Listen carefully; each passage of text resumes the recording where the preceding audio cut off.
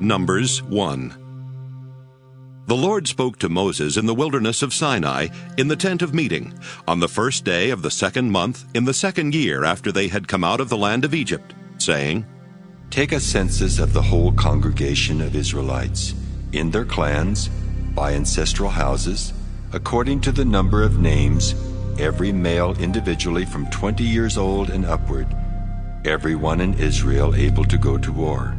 You and Aaron shall enroll them, company by company. A man from each tribe shall be with you, each man the head of his ancestral house. These are the names of the men who shall assist you. From Reuben, Elizur, son of Shedeur. From Simeon, Shelumiel, son of Zurishaddai. From Judah, Nahshon, son of Amminadab. From Issachar, Nathanael, son of Zuar. From Zebulun, Eliab, son of Helon. From the sons of Joseph, from Ephraim, Elishama, son of Ammihud. From Manasseh, Gamaliel, son of Pedazur. From Benjamin, Abidan, son of Gideoni. From Dan, Ahiezer, son of Ammishaddai. From Asher, Pagiel, son of Ochran. From Gad, Eliasaph, son of Deuel. From Naphtali, Ahira, son of Enan. These were the ones chosen from the congregation, the leaders of their ancestral tribes, the heads of the divisions of Israel. Moses and Aaron took these men who had been designated by name, and on the first day of the second month they assembled the whole congregation together. They registered themselves in their clans by their ancestral houses according to the number of names from 20 years old and upward individually, as the Lord commanded Moses. So he enrolled them in the wilderness of Sinai. The descendants of Reuben, Israel's firstborn, their lineage, in their clans, by their ancestral houses, according to the number of names, individually, every male from 20 years old and upward, everyone able to go to war. Those enrolled of the tribe of Reuben were 46,500. The descendants of Simeon, their lineage in their clans by their ancestral houses, those of them that were numbered according to the number of names, individually, every male from 20 years old and upward, everyone able to go to war. Those enrolled of the tribe of Simeon were 59,300. The descendants of Gad, their lineage, in their clans, by their ancestral houses, according to the number of the names, from 20 years old and upward, everyone able to go to war. Those enrolled of the tribe of Gad were 45,650. The descendants of Judah, their lineage, in their clans, by their ancestral houses, according to the number of names, from 20 years old and upward, everyone able to go to war. Those enrolled of the tribe of Judah were 74,600. The descendants of Issachar, their lineage, in their clans, by their ancestral houses, according to the number of names, from 20 years old and upward, everyone able to go to war. Those enrolled of the tribe of Issachar were 54,400. The descendants of Zebulun, their lineage, in their clans, by their ancestral houses, according to the number of names, from 20 years old and upward, everyone able to go to war. Those enrolled of the tribe of Zebulun were 57,400. The descendants of Joseph, namely the descendants of Ephraim, their lineage, in their clans, by their ancestral houses, according to the number of names, from 20 years old and upward, everyone able to go to war.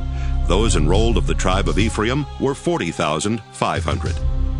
The descendants of Manasseh, their lineage, in their clans, by their ancestral houses, according to the number of names, from 20 years old and upward, everyone able to go to war. Those enrolled of the tribe of Manasseh were 32,200. The descendants of Benjamin, their lineage, in their clans, by their ancestral houses, according to the number of names, from 20 years old and upward, everyone able to go to war. Those enrolled of the tribe of Benjamin were 35,400. The descendants of Dan, their lineage, in their clans, by their ancestral houses, according to the number of names, from 20 years old and upward, everyone able to go to war.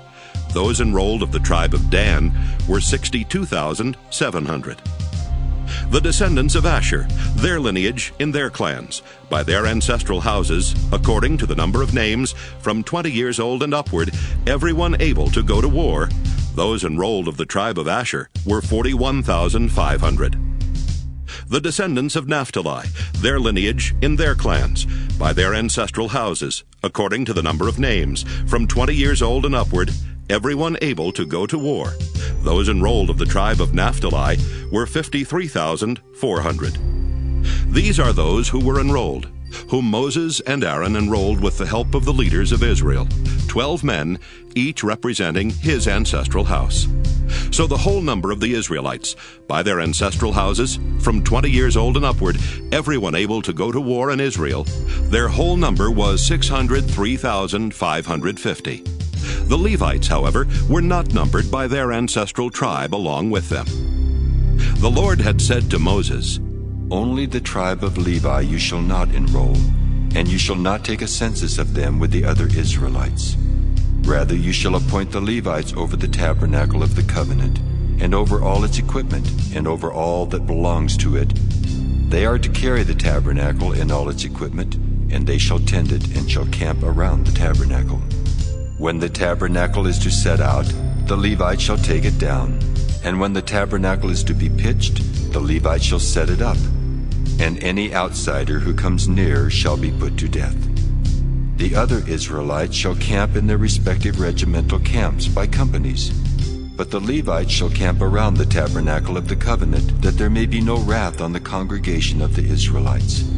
And the Levites shall perform the guard duty of the tabernacle of the covenant." The Israelites did so. They did just as the Lord commanded Moses. Numbers 2. The Lord spoke to Moses and Aaron, saying, The Israelites shall camp each in their respective regiments under ensigns by their ancestral houses. They shall camp facing the tent of meeting on every side. Those to camp on the east side toward the sunrise shall be of the regimental encampment of Judah by companies. The leader of the people of Judah shall be Nahshon, son of Amminadab, with a company as enrolled of 74,600. Those to camp next to him shall be the tribe of Issachar.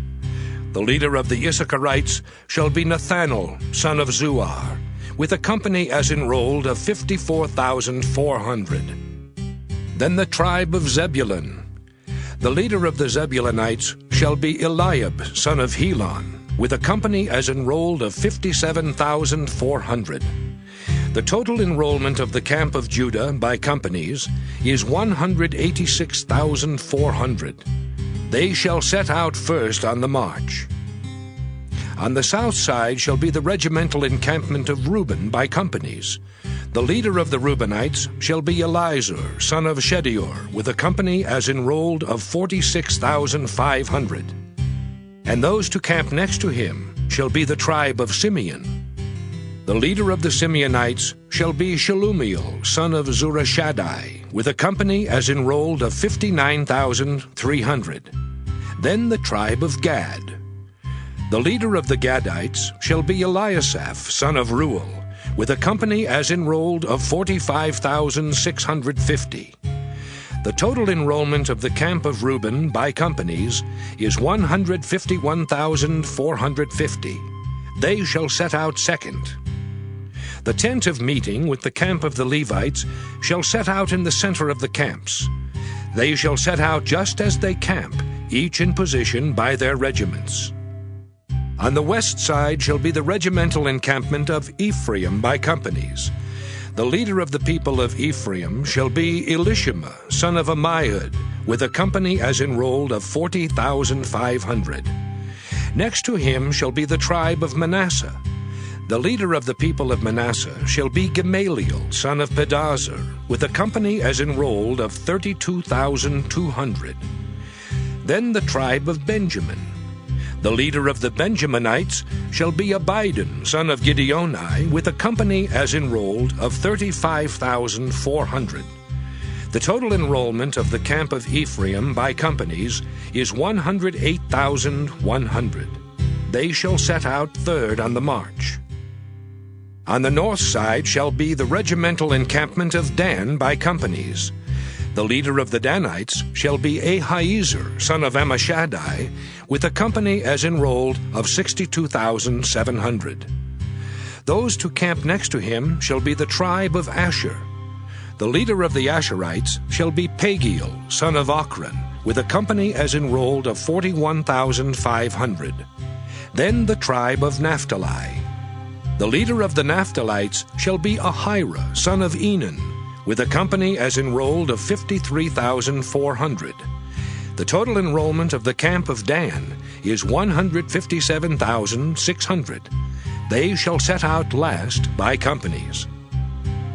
This was the enrollment of the Israelites by their ancestral houses. The total enrollment in the camps by their companies was 603,550. Just as the Lord had commanded Moses, the Levites were not enrolled among the other Israelites. The Israelites did just as the Lord had commanded Moses. They camped by regiments, and they set out the same way, everyone by clans, according to ancestral houses. Numbers 3. This is the lineage of Aaron and Moses at the time when the Lord spoke with Moses on Mount Sinai. These are the names of the sons of Aaron: Nadab the firstborn, and Abihu, Eleazar, and Ithamar. These are the names of the sons of Aaron, the anointed priests, whom he ordained to minister as priests. Nadab and Abihu died before the Lord when they offered illicit fire before the Lord in the wilderness of Sinai, and they had no children. Eleazar and Ithamar served as priests in the lifetime of their father Aaron. Then the Lord spoke to Moses, saying, Bring the tribe of Levi near, and set them before Aaron the priest, so that they may assist him. They shall perform duties for him and for the whole congregation in front of the tent of meeting, doing service at the tabernacle. They shall be in charge of all the furnishings of the tent of meeting, and attend to the duties for the Israelites as they do service at the tabernacle. You shall give the Levites to Aaron and his descendants. They are unreservedly given to him from among the Israelites. But you shall make a register of Aaron and his descendants. It is they who shall attend to the priesthood, and any outsider who comes near shall be put to death. Then the Lord spoke to Moses, saying, I hereby accept the Levites from among the Israelites as substitutes for all the firstborn that opened the womb among the Israelites. The Levites shall be mine, for all the firstborn are mine. When I killed all the firstborn in the land of Egypt, I consecrated for my own all the firstborn in Israel, both human and animal. They shall be mine. I am the Lord. Then the Lord spoke to Moses in the wilderness of Sinai, saying, Enroll the Levites by ancestral houses and by clans. You shall enroll every male from a month old and upward. So Moses enrolled them according to the word of the Lord as he was commanded. The following were the sons of Levi by their names: Gershon, Kohath, and Merari. These are the names of the sons of Gershon by their clans: Libni and Shimei. The sons of Kohath by their clans: Amram, Izhar, Hebron, and Uzziel. The sons of Merari by their clans: Malai and Mushai. These are the clans of the Levites by their ancestral houses. To Gershon belonged the clan of the Libnites and the clan of the Shimeites. These were the clans of the Gershonites. Their enrollment, counting all the males from a month old and upward, was 7,500. The clans of the Gershonites were to camp behind the tabernacle on the west, with Eliasaph, son of Lael, as head of the ancestral house of the Gershonites. The responsibility of the sons of Gershon in the tent of meeting was to be the tabernacle, the tent with its covering, the screen for the entrance of the tent of meeting, the hangings of the court, the screen for the entrance of the court that is around the tabernacle, and the altar and its cords, all the service pertaining to these. To Kohath belonged the clan of the Amramites, the clan of the Izharites, the clan of the Hebronites, and the clan of the Uzzielites. These are the clans of the Kohathites. Counting all the males from a month old and upward, there were 8,600 attending to the duties of the sanctuary. The clans of the Kohathites were to camp on the south side of the tabernacle, with Elizaphan, son of Uzziel, as head of the ancestral house of the clans of the Kohathites. Their responsibility was to be the ark, the table, the lampstand, the altars, the vessels of the sanctuary with which the priests minister, and the screen, all the service pertaining to these. Eleazar son of Aaron the priest was to be chief over the leaders of the Levites, and to have oversight of those who had charge of the sanctuary. To Merari belonged the clan of the Mahlites and the clan of the Mushites. These are the clans of Merari. Their enrollment, counting all the males from a month old and upward, was 6,200. The head of the ancestral house of the clans of Merari was Zuriel, son of Abihail. They were to camp on the north side of the tabernacle. The responsibility assigned to the sons of Merari was to be the frames of the tabernacle, the bars, the pillars, the bases, and all their accessories, all the service pertaining to these. Also the pillars of the court all around, with their bases and pegs and cords. Those who were to camp in front of the tabernacle on the east, in front of the tent of meeting toward the east, were Moses and Aaron's sons, having charge of the rites within the sanctuary, whatever had to be done for the Israelites. And any outsider who came near was to be put to death. The total enrollment of the Levites, whom Moses and Aaron enrolled at the commandment of the Lord by their clans, all the males from a month old and upward, was 22,000. Then the Lord said to Moses, Enroll all the firstborn males of the Israelites from a month old and upward, and count their names. But you shall accept the Levites for me, I am the Lord, as substitutes for all the firstborn among the Israelites, and the livestock of the Levites as substitutes for all the firstborn among the livestock of the Israelites. So Moses enrolled all the firstborn among the Israelites as the Lord commanded him. The total enrollment, all the firstborn males from a month old and upward, counting the number of names, was 22,273. Then the Lord spoke to Moses, saying, Accept the Levites as substitutes for all the firstborn among the Israelites, and the livestock of the Levites as substitutes for their livestock, and the Levites shall be mine. I am the Lord. As the price of redemption of the 273 of the firstborn of the Israelites over and above the number of the Levites, you shall accept 5 shekels apiece, reckoning by the shekel of the sanctuary, a shekel of 20 gerahs. Give to Aaron and his sons the money by which the excess number of them is redeemed. So Moses took the redemption money from those who were over and above those redeemed by the Levites. From the firstborn of the Israelites he took the money, 1,365 shekels, reckoned by the shekel of the sanctuary. And Moses gave the redemption money to Aaron and his sons, according to the word of the Lord, as the Lord had commanded Moses. Numbers 4. The Lord spoke to Moses and Aaron, saying, Take a census of the Kohathites separate from the other Levites by their clans and their ancestral houses, from 30 years old up to 50 years old, all who qualify to do work relating to the tent of meeting. The service of the Kohathites relating to the tent of meeting concerns the most holy things. When the camp is to set out, Aaron and his sons shall go in and take down the screening curtain and cover the Ark of the Covenant with it.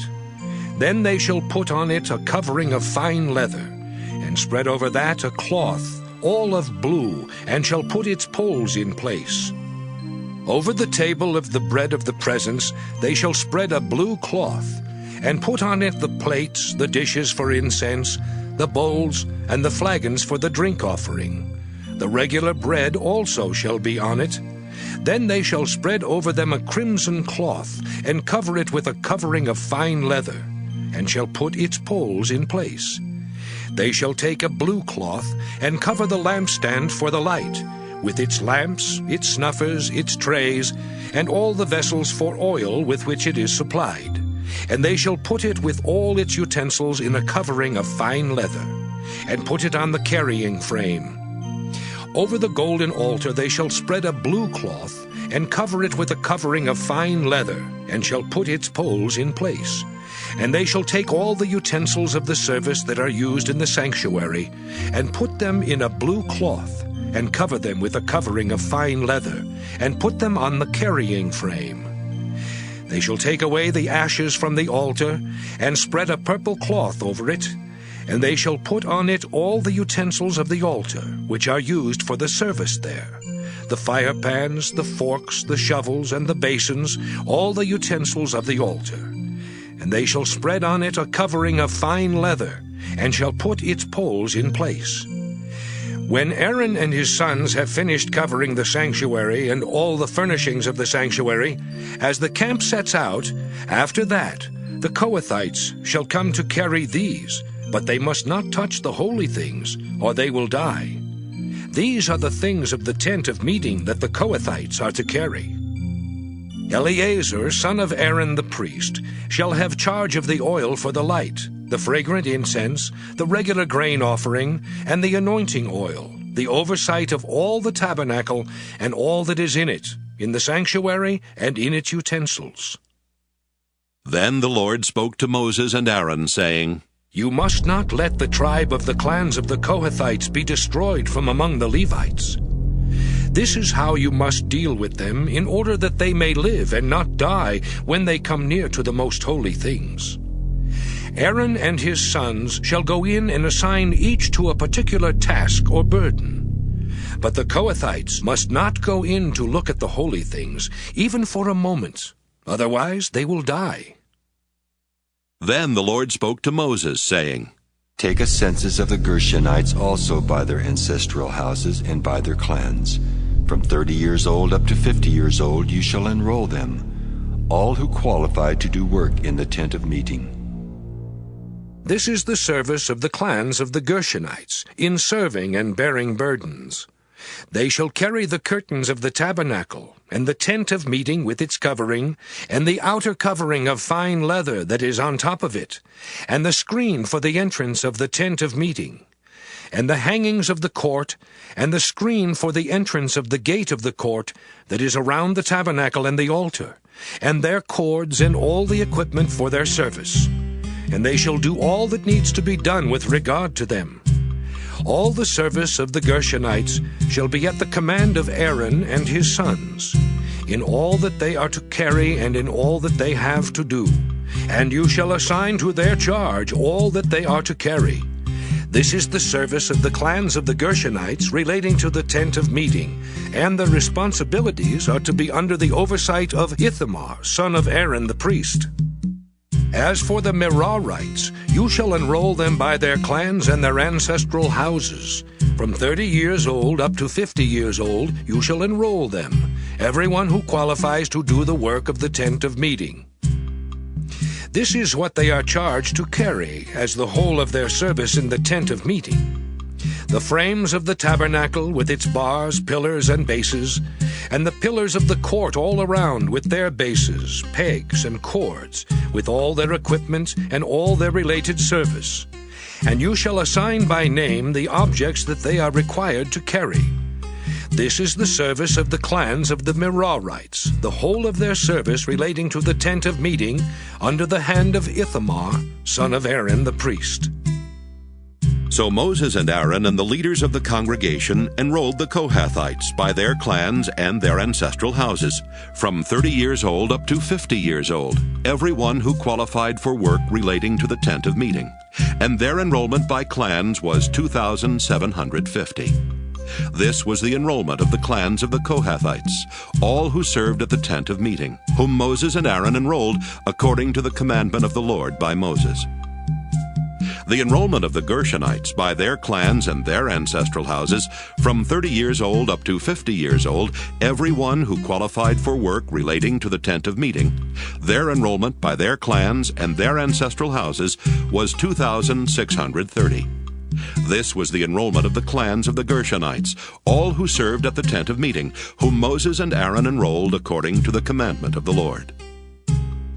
The enrollment of the clans of the Merarites by their clans and their ancestral houses, from 30 years old up to 50 years old, everyone who qualified for work relating to the tent of meeting, their enrollment by their clans was 3,200.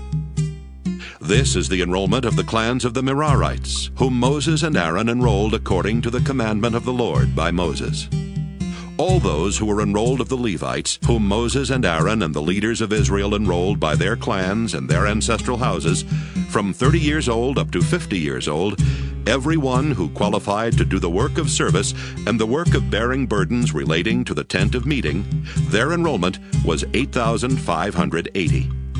According to the commandment of the Lord through Moses, they were appointed to their several tasks of serving or carrying. Thus they were enrolled by him as the Lord commanded Moses. Numbers 5. The Lord spoke to Moses, saying, Command the Israelites to put out of the camp everyone who is leprous or has a discharge, and everyone who is unclean through contact with a corpse. You shall put out both male and female, putting them outside the camp. They must not defile their camp, where I dwell among them.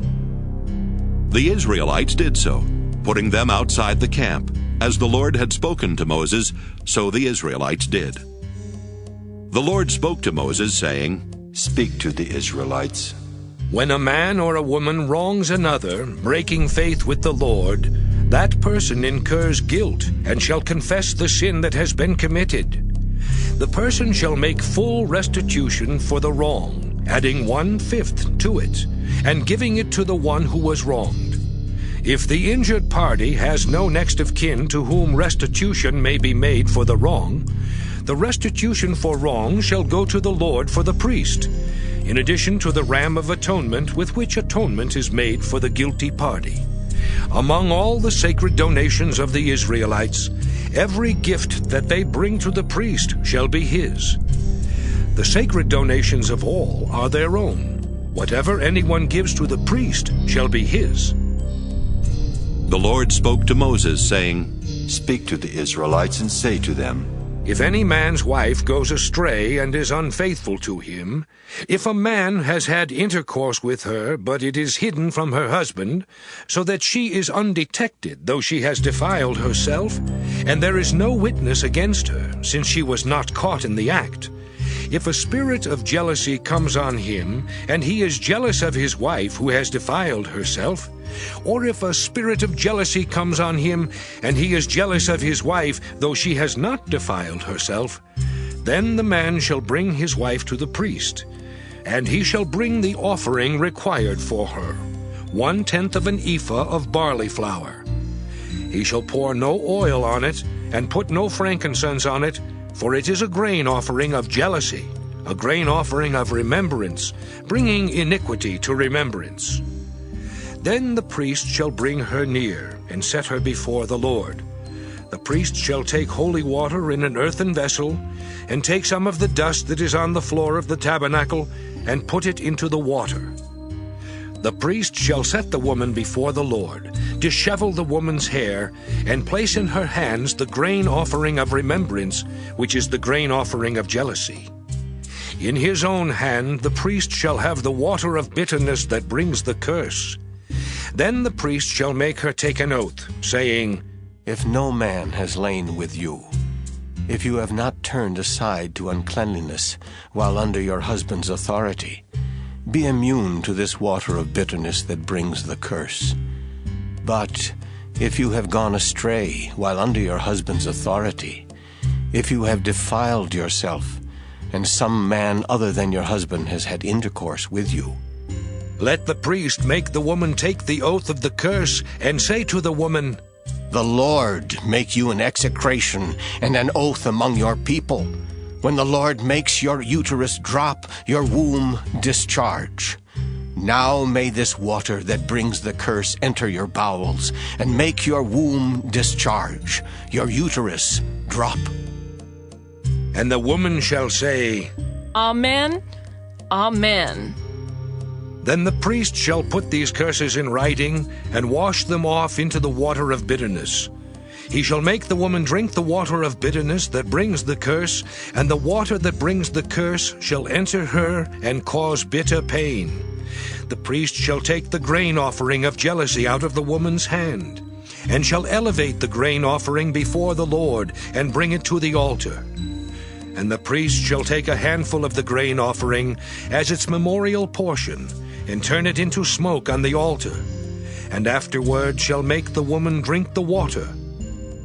When he has made her drink the water, Then, if she has defiled herself and has been unfaithful to her husband, the water that brings the curse shall enter into her and cause bitter pain, and her womb shall discharge, her uterus drop, and the woman shall become an execration among her people.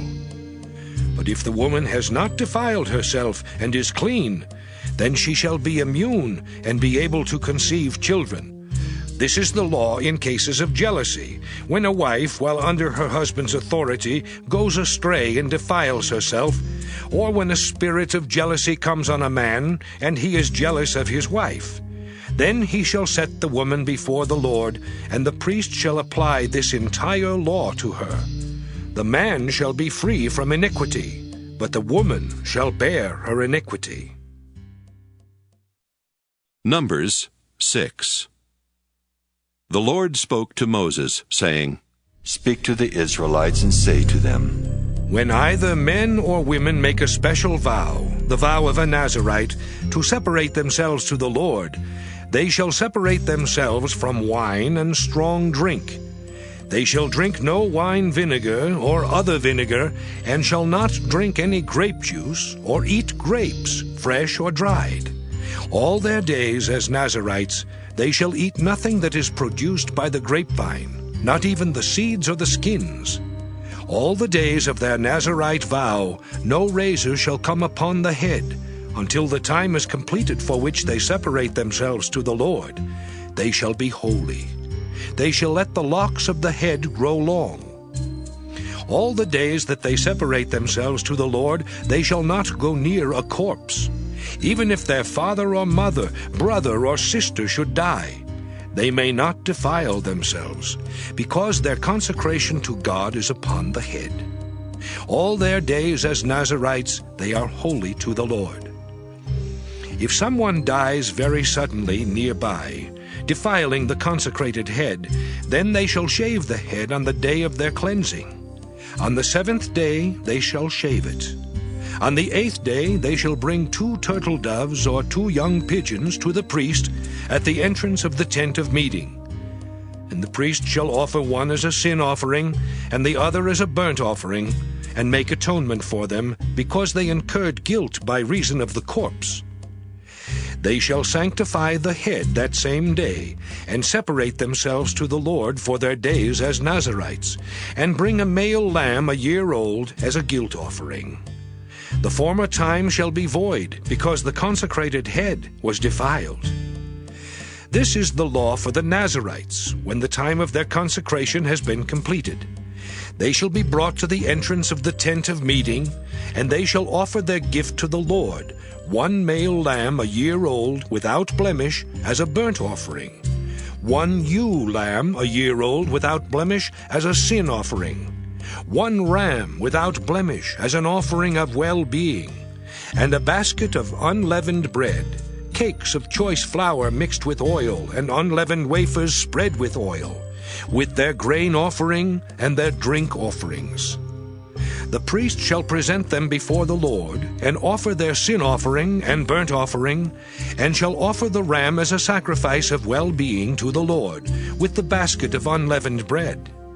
The priest also shall make the accompanying grain offering and drink offering.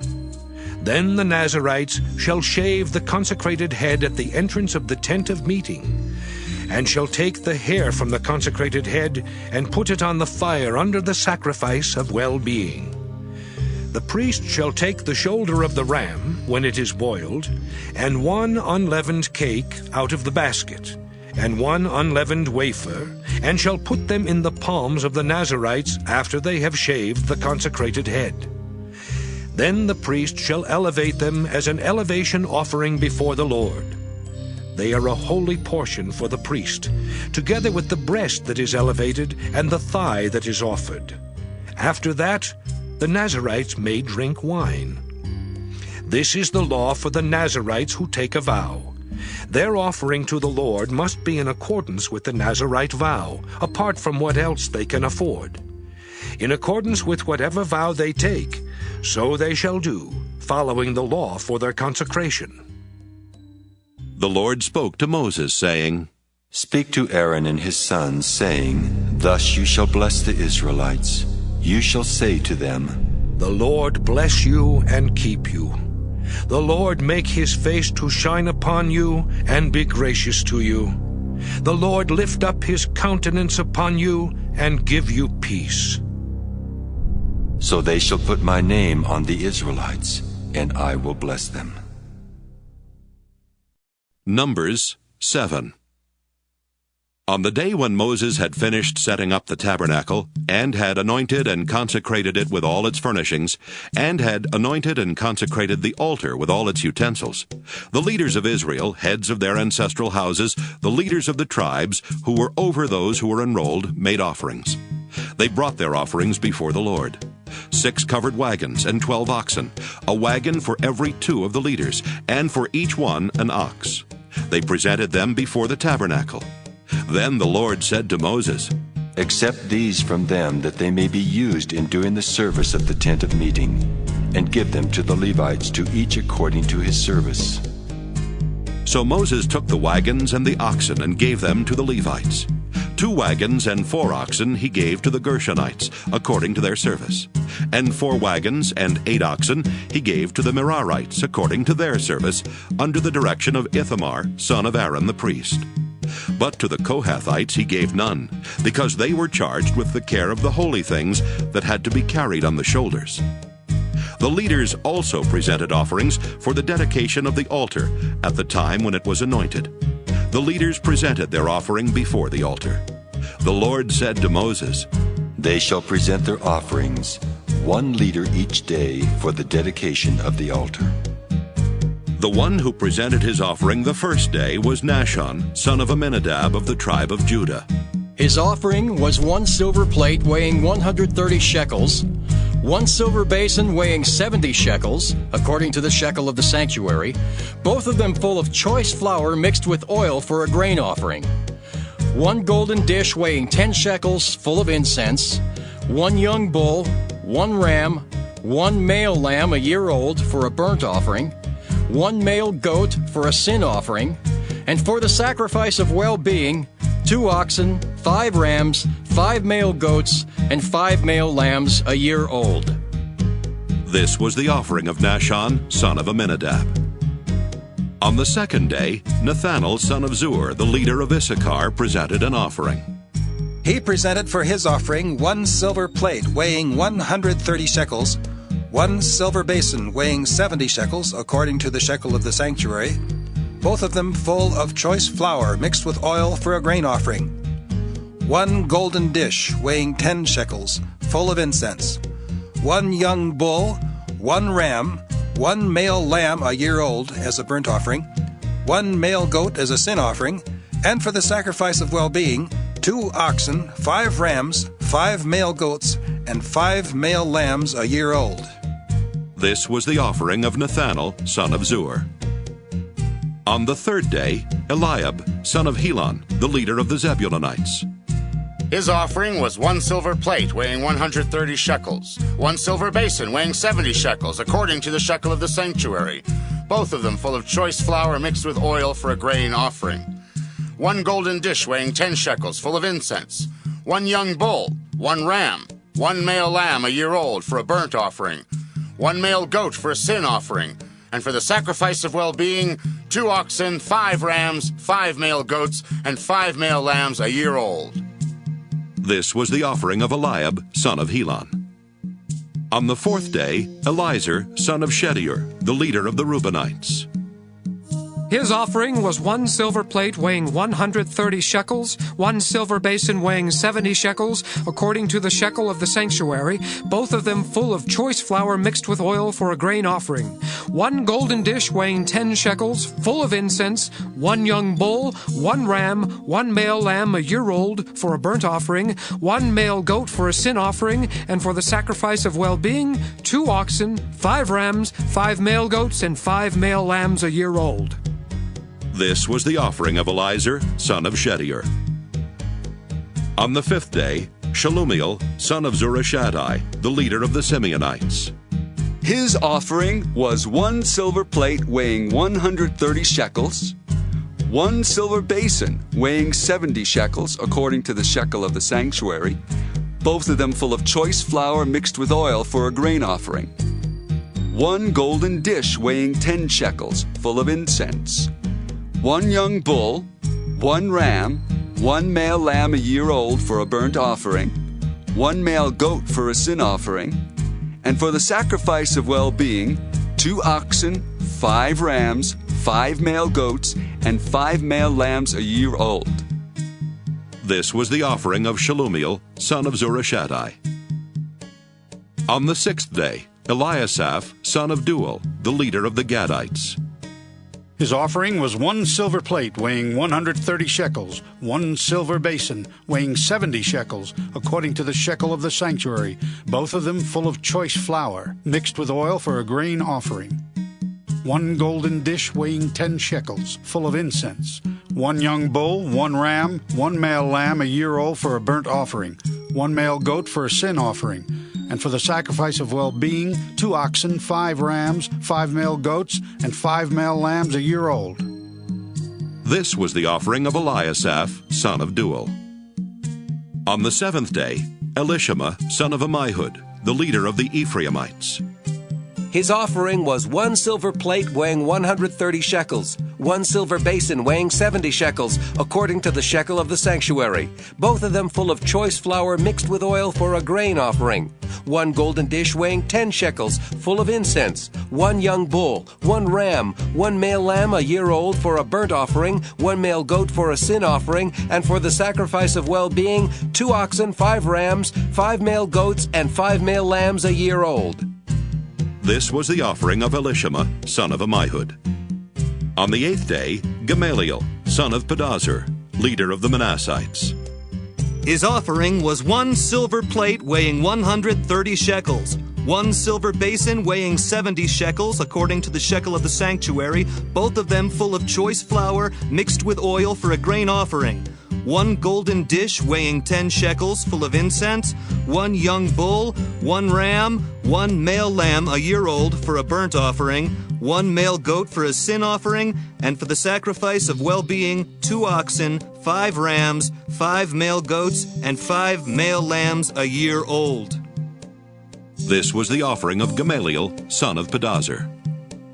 On the 9th day, Abidan, son of Gideoni, the leader of the Benjaminites. His offering was 1 silver plate weighing 130 shekels, 1 silver basin weighing 70 shekels, according to the shekel of the sanctuary, both of them full of choice flour mixed with oil for a grain offering. 1 golden dish weighing 10 shekels, full of incense. 1 young bull, 1 ram, 1 male lamb a year old for a burnt offering, 1 male goat for a sin offering, and for the sacrifice of well-being, 2 oxen, 5 rams, 5 male goats, and 5 male lambs a year old. This was the offering of Abidan, son of Gideoni. On the 10th day, Ahiezer, son of Ammishaddai, the leader of the Danites. His offering was 1 silver plate weighing 130 shekels, 1 silver basin weighing 70 shekels, according to the shekel of the sanctuary, both of them full of choice flour mixed with oil for a grain offering. 1 golden dish weighing 10 shekels, full of incense. 1 young bull, 1 ram, 1 male lamb a year old for a burnt offering, 1 male goat for a sin offering, and for the sacrifice of well-being, 2 oxen, 5 rams, 5 male goats, and 5 male lambs a year old. This was the offering of Ahiezer, son of Ammishaddai.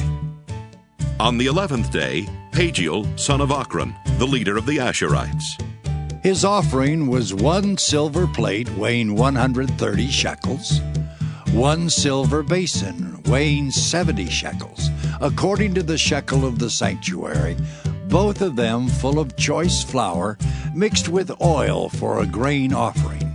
1 golden dish weighing 10 shekels, full of incense. 1 young bull, 1 ram, 1 male lamb a year old for a burnt offering, 1 male goat for a sin offering, and for the sacrifice of well-being, 2 oxen, 5 rams, 5 male goats, and 5 male lambs a year old. This was the offering of Pagiel, son of Ochran.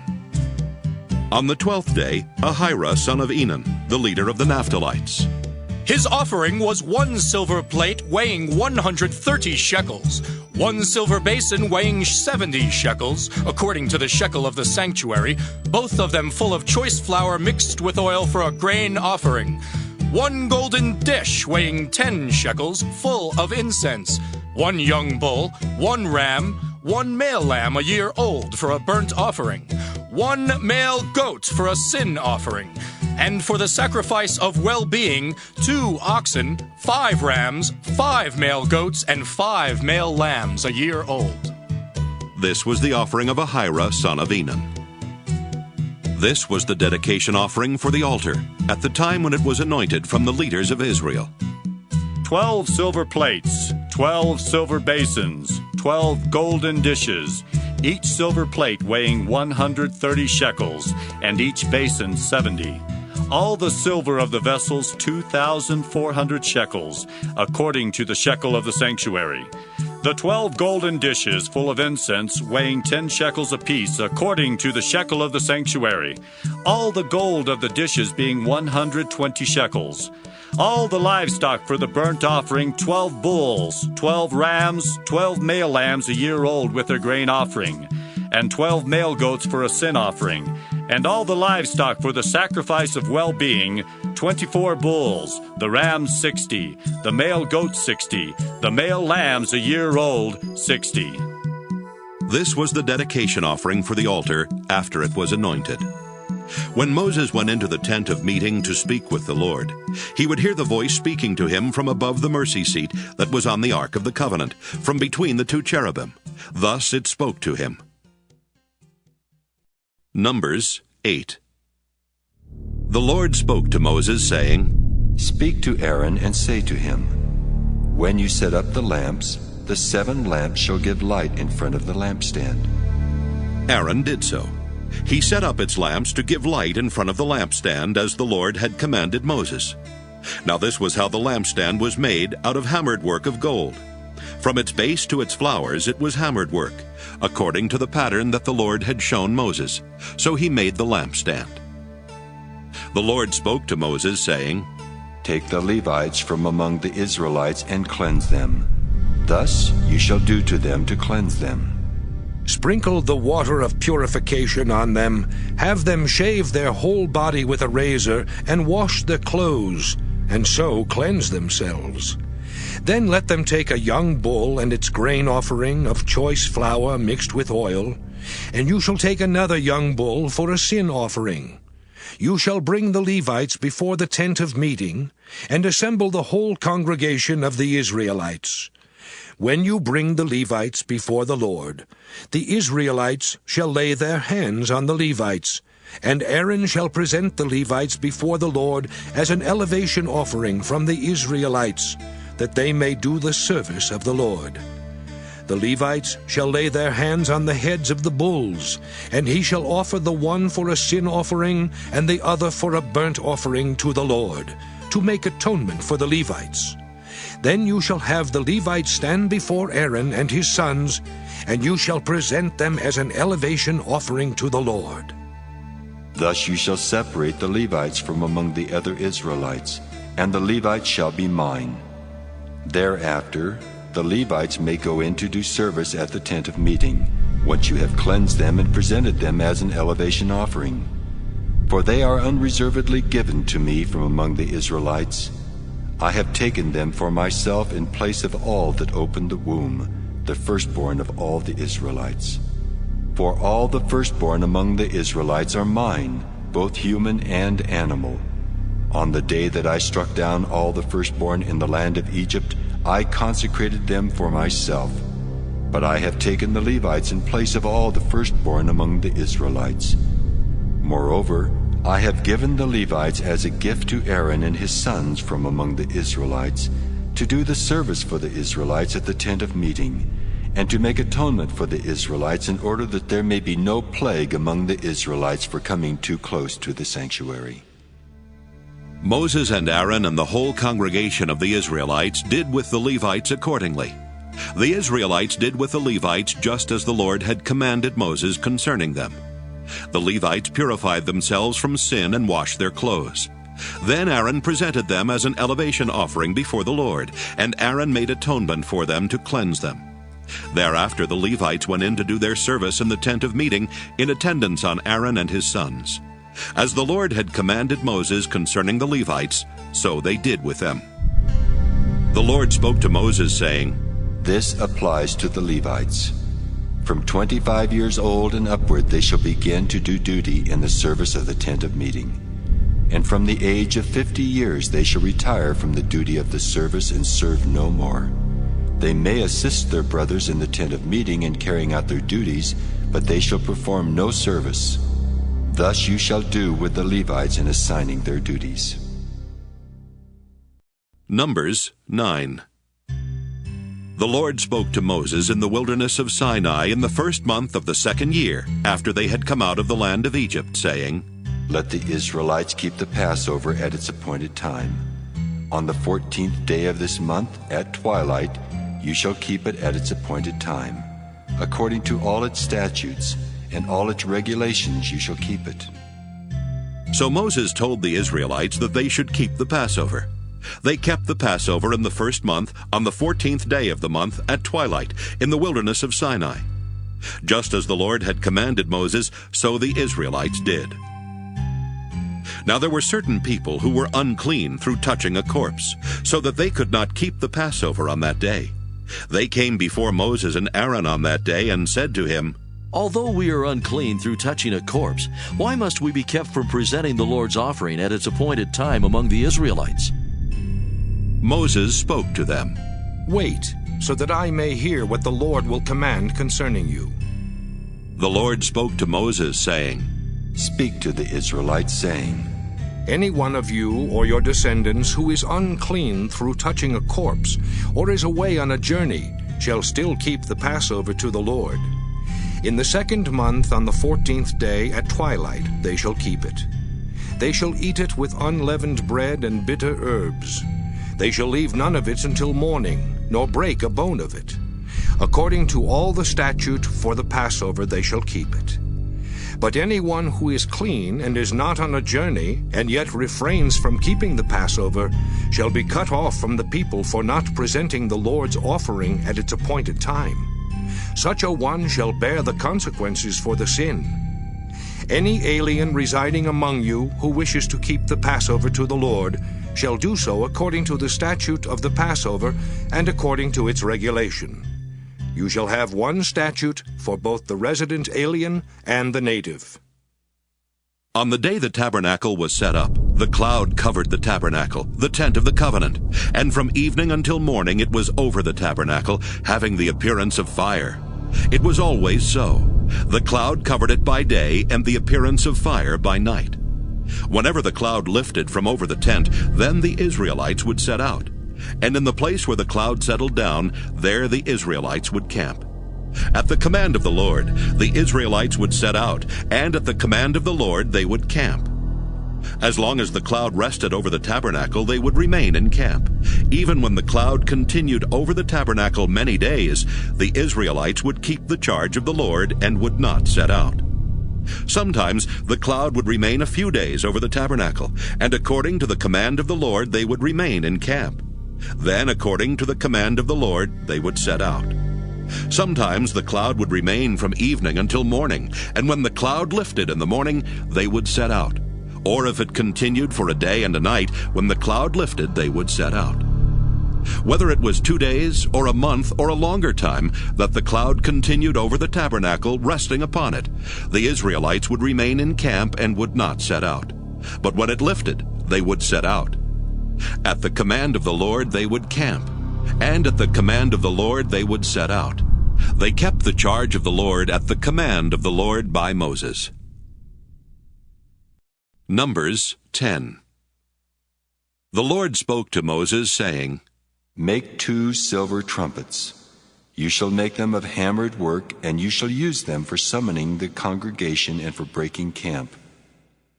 When both are blown, the whole congregation shall assemble before you at the entrance of the tent of meeting. But if only one is blown, then the leaders, the heads of the tribes of Israel, shall assemble before you.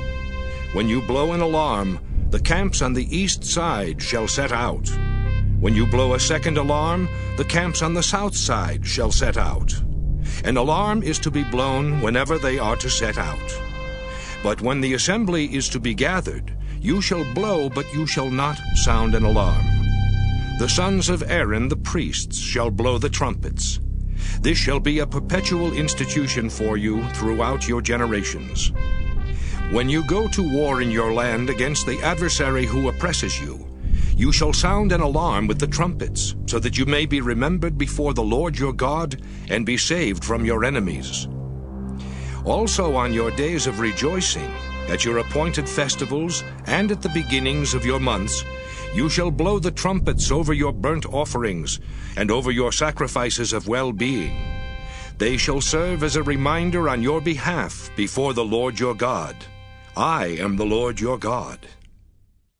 In the 2nd year, in the 2nd month, on the 20th day of the month, the cloud lifted from over the tabernacle of the covenant. Then the Israelites set out by stages from the wilderness of Sinai, and the cloud settled down in the wilderness of Paran. They set out for the first time at the command of the Lord by Moses. The standard of the camp of Judah set out first, company by company, and over the whole company was Nahshon, son of Amminadab. Over the company of the tribe of Issachar was Nathanael, son of Zuar, and over the company of the tribe of Zebulun was Eliab, son of Helon. Then the tabernacle was taken down, and the Gershonites and the Merarites who carried the tabernacle set out. Next, the standard of the camp of Reuben set out, company by company, and over the whole company was Elizur, son of Shedeur. Over the company of the tribe of Simeon was Shelumiel, son of Zurishaddai. And over the company of the tribe of Gad was Eliasaph, son of Deuel. Then the Kohathites who carried the holy things set out, and the tabernacle was set up before their arrival. Next, the standard of the Ephraimite camp set out, company by company, and over the whole company was Elishama, son of Ammihud. Over the company of the tribe of Manasseh was Gamaliel, son of Pedazur, and over the company of the tribe of Benjamin was Abidan, son of Gideoni. Then the standard of the camp of Dan, acting as the rear guard of all the camps, set out, company by company. And over the whole company was Ahiezer, son of Ammishaddai. Over the company of the tribe of Asher was Pagiel, son of Ochran. And over the company of the tribe of Naphtali was Ahira, son of Enan. This was the order of march of the Israelites, company by company, when they set out. Moses said to Hobab, son of Reuel the Midianite, Moses' father-in-law, We are setting out for the place of which the Lord said, I will give it to you. Come with us, and we will treat you well, for the Lord has promised good to Israel. But he said to him, I will not go, but I will go back to my own land and to my kindred. He said, Do not leave us, for you know where we should camp in the wilderness, and you will serve as eyes for us. Moreover, if you go with us, whatever good the Lord does for us, the same we will do for you. So they set out from the mount of the Lord 3 days' journey, with the ark of the covenant of the Lord going before them 3 days' journey, to seek out a resting place for them, the cloud of the Lord being over them by day when they set out from the camp. Whenever the ark set out, Moses would say, Arise, O Lord! Let your enemies be scattered, and your foes flee before you. And whenever it came to rest, he would say, Return, O Lord, of the 10,000 thousands of Israel. Numbers 11. Now when the people complained in the hearing of the Lord about their misfortunes, the Lord heard it, and his anger was kindled. Then the fire of the Lord burned against them and consumed some outlying parts of the camp. But the people cried out to Moses, and Moses prayed to the Lord, and the fire abated. So that place was called Taberah, because the fire of the Lord burned against them. The rabble among them had a strong craving, and the Israelites also wept again and said, If only we had meat to eat! We remember the fish we used to eat in Egypt for nothing. The cucumbers, the melons, the leeks, the onions, and the garlic. But now our strength is dried up, and there is nothing at all but this manna to look at. Now the manna was like coriander seed, and its color was like the color of gum resin. The people went around and gathered it, ground it in mills or beat it in mortars, then boiled it in pots and made cakes of it. And the taste of it was like the taste of cakes baked with oil. When the dew fell on the camp in the night, the manna would fall with it. Moses heard the people weeping throughout their families, all at the entrances of their tents. Then the Lord became very angry, and Moses was displeased. So Moses said to the Lord, "Why have you treated your servant so badly? Why have I not found favor in your sight, that you lay the burden of all this people on me? Did I conceive all this people? Did I give birth to them, that you should say to me, 'Carry them in your bosom as a nurse carries a sucking child, to the land that you promised on oath to their ancestors'?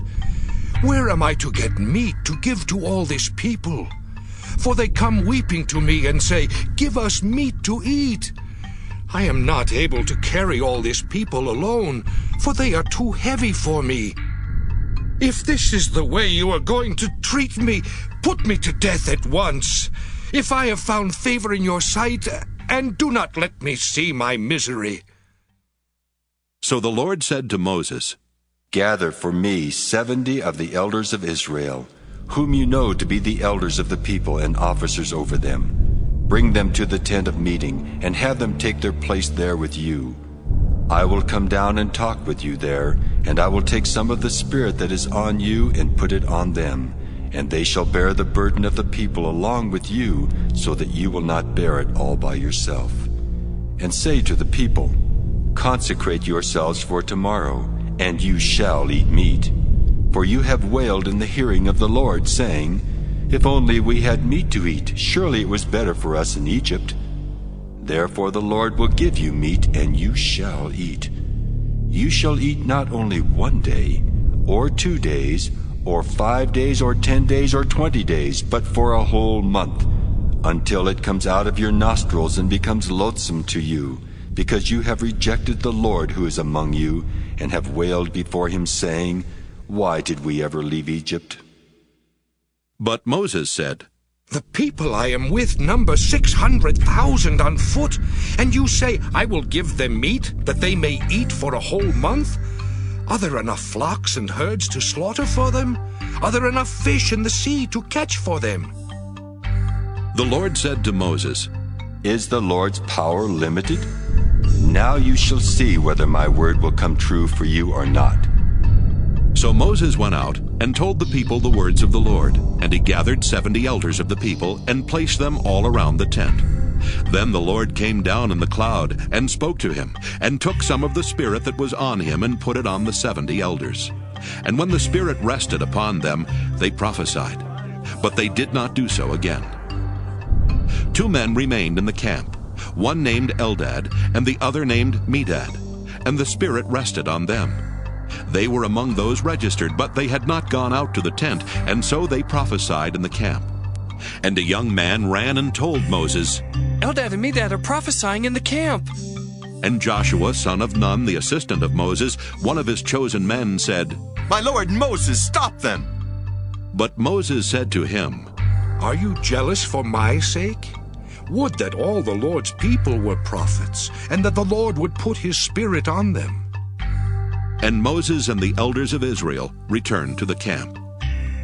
Then a wind went out from the Lord, and it brought quails from the sea and let them fall beside the camp, about a day's journey on this side and a day's journey on the other side, all around the camp, about 2 cubits deep on the ground. So the people worked all that day and night, and all the next day, gathering the quails. The least anyone gathered was 10 homers, and they spread them out for themselves all around the camp.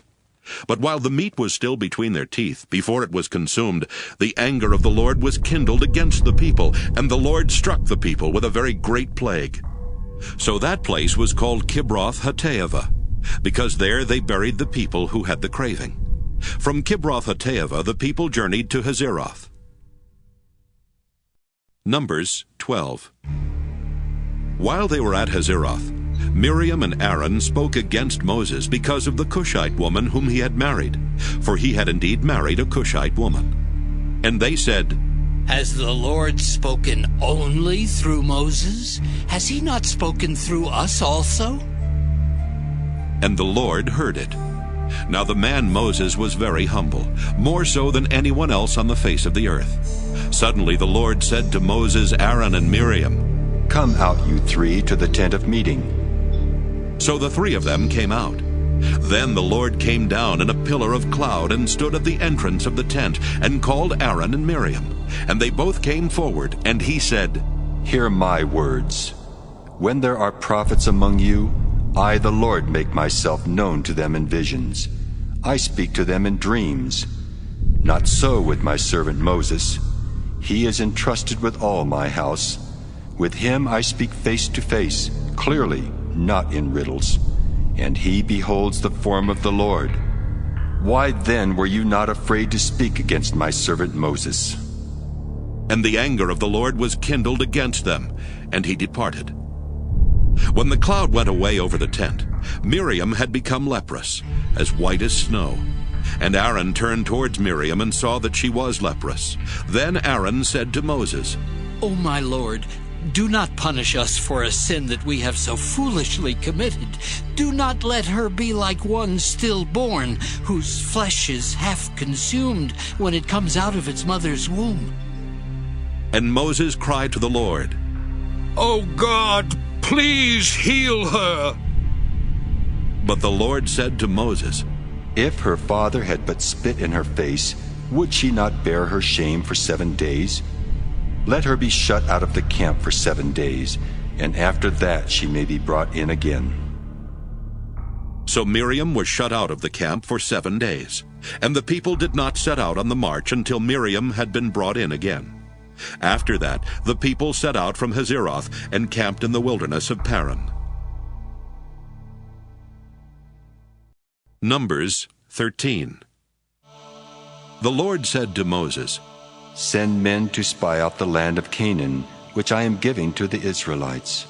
From each of their ancestral tribes you shall send a man, every one a leader among them. So Moses sent them from the wilderness of Paran, according to the command of the Lord, all of them leading men among the Israelites. These were their names. From the tribe of Reuben, Shemua, son of Zachar. From the tribe of Simeon, Shaphat, son of Hori. From the tribe of Judah, Caleb, son of Jephunneh. From the tribe of Issachar, Igal, son of Joseph. From the tribe of Ephraim, Hoshea, son of Nun. From the tribe of Benjamin, Paltai, son of Raphu. From the tribe of Zebulun, Gadiel, son of Sodai. From the tribe of Joseph, that is, from the tribe of Manasseh, Gadai, son of Susai. From the tribe of Dan, Amiel, son of Gemalli. From the tribe of Asher, Sethur, son of Michael. From the tribe of Naphtali, Nabai, son of Vosphi. From the tribe of Gad, Guel, son of Machi. These were the names of the men whom Moses sent to spy out the land. And Moses changed the name of Hoshea, son of Nun, to Joshua. Moses sent them to spy out the land of Canaan, and said to them, Go up there into the Negev, and go up into the hill country, and see what the land is like, and whether the people who live in it are strong or weak, whether they are few or many, and whether the land they live in is good or bad, and whether the towns that they live in are unwalled or fortified, and whether the land is rich or poor, and whether there are trees in it or not. Be bold, and bring some of the fruit of the land. Now it was the season of the first ripe grapes. So they went up and spied out the land from the wilderness of Zin to Rehob, near Lebo-Hamath. They went up into the Negev, and came to Hebron. And Ahiman, Sheshai, and Talmai, the Anakites, were there. Hebron was built 7 years before Zoan in Egypt. And they came to the Wadi Eshcol, and cut down from there a branch with a single cluster of grapes, and they carried it on a pole between two of them. They also brought some pomegranates and figs. That place was called the Wadi Eshcol, because of the cluster that the Israelites cut down from there. At the end of 40 days they returned from spying out the land. And they came to Moses and Aaron, and to all the congregation of the Israelites in the wilderness of Paran at Kadesh. They brought back word to them and to all the congregation, and showed them the fruit of the land. And they told him, We came to the land to which you sent us. It flows with milk and honey, and this is its fruit. Yet the people who live in the land are strong, and the towns are fortified and very large. And besides, we saw the descendants of Anak there. The Amalekites live in the land of the Negev. The Hittites, the Jebusites, and the Amorites live in the hill country. And the Canaanites live by the sea and along the Jordan. But Caleb quieted the people before Moses and said, Let us go up at once and occupy it, for we are well able to overcome it. Then the men who had gone up with him said, We are not able to go up against this people, for they are stronger than we. So they brought to the Israelites an unfavorable report of the land that they had spied out, saying, The land that we have gone through as spies is a land that devours its inhabitants, and all the people that we saw in it are of great size. There we saw the Nephilim, the Anakites come from the Nephilim, and to ourselves we seemed like grasshoppers, and so we seemed to them. Numbers 14. Then all the congregation raised a loud cry, and the people wept that night. And all the Israelites complained against Moses and Aaron. The whole congregation said to them, Would that we had died in the land of Egypt, or would that we had died in this wilderness. Why is the Lord bringing us into this land to fall by the sword? Our wives and our little ones will become booty. Would it not be better for us to go back to Egypt? So they said to one another, Let us choose a captain and go back to Egypt. Then Moses and Aaron fell on their faces before all the assembly of the congregation of the Israelites. And Joshua son of Nun and Caleb son of Jephunneh, who were among those who had spied out the land, tore their clothes and said to all the congregation of the Israelites, The land that we went through as spies is an exceedingly good land. If the Lord is pleased with us, He will bring us into this land and give it to us, a land that flows with milk and honey. Only do not rebel against the Lord, and do not fear the people of the land, for they are no more than bread for us.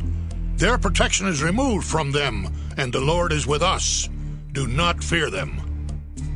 But the whole congregation threatened to stone them. Then the glory of the Lord appeared at the tent of meeting to all the Israelites, and the Lord said to Moses, How long will this people despise me? And how long will they refuse to believe in me, in spite of all the signs that I have done among them? I will strike them with pestilence and disinherit them, and I will make of you a nation greater and mightier than they. But Moses said to the Lord, Then the Egyptians will hear of it. For in your might you brought up this people from among them, and they will tell the inhabitants of this land. They have heard that you, O Lord, are in the midst of this people. For you, O Lord, are seen face to face, and your cloud stands over them, and you go in front of them in a pillar of cloud by day and in a pillar of fire by night. Now, if you kill this people all at one time, then the nations who have heard about you will say, It is because the Lord was not able to bring this people into the land He swore to give them, that He has slaughtered them in the wilderness. And now, therefore, let the power of the Lord be great in the way that you promised when you spoke, saying, The Lord is slow to anger and abounding in steadfast love, forgiving iniquity and transgression, but by no means clearing the guilty, visiting the iniquity of the parents upon the children to the third and fourth generation. Forgive the iniquity of this people according to the greatness of your steadfast love, just as you have pardoned this people from Egypt even until now. Then the Lord said, I do forgive, just as you have asked. Nevertheless, as I live, and as all the earth shall be filled with the glory of the Lord, none of the people who have seen my glory and the signs that I did in Egypt and in the wilderness, and yet have tested me these 10 times, and have not obeyed my voice, shall see the land that I swore to give to their ancestors. None of those who despised me shall see it. But my servant Caleb, because he has a different spirit, and has followed me wholeheartedly, I will bring into the land into which he went, and his descendants shall possess it. Now since the Amalekites and the Canaanites live in the valleys, turn tomorrow and set out for the wilderness by the way to the Red Sea. And the Lord spoke to Moses and to Aaron, saying, How long shall this wicked congregation complain against me? I have heard the complaints of the Israelites which they complain against me. Say to them, As I live, says the Lord, I will do to you the very things I heard you say. Your dead bodies shall fall in this very wilderness. And of all your number included in the census, from 20 years old and upward, who have complained against me, not one of you shall come into the land in which I swore to settle you, except Caleb, son of Jephunneh, and Joshua, son of Nun. But your little ones, who you said would become booty, I will bring in, and they shall know the land that you have despised. But as for you, your dead bodies shall fall in this wilderness, and your children shall be shepherds in the wilderness for 40 years, and shall suffer for your faithlessness, until the last of your dead bodies lies in the wilderness.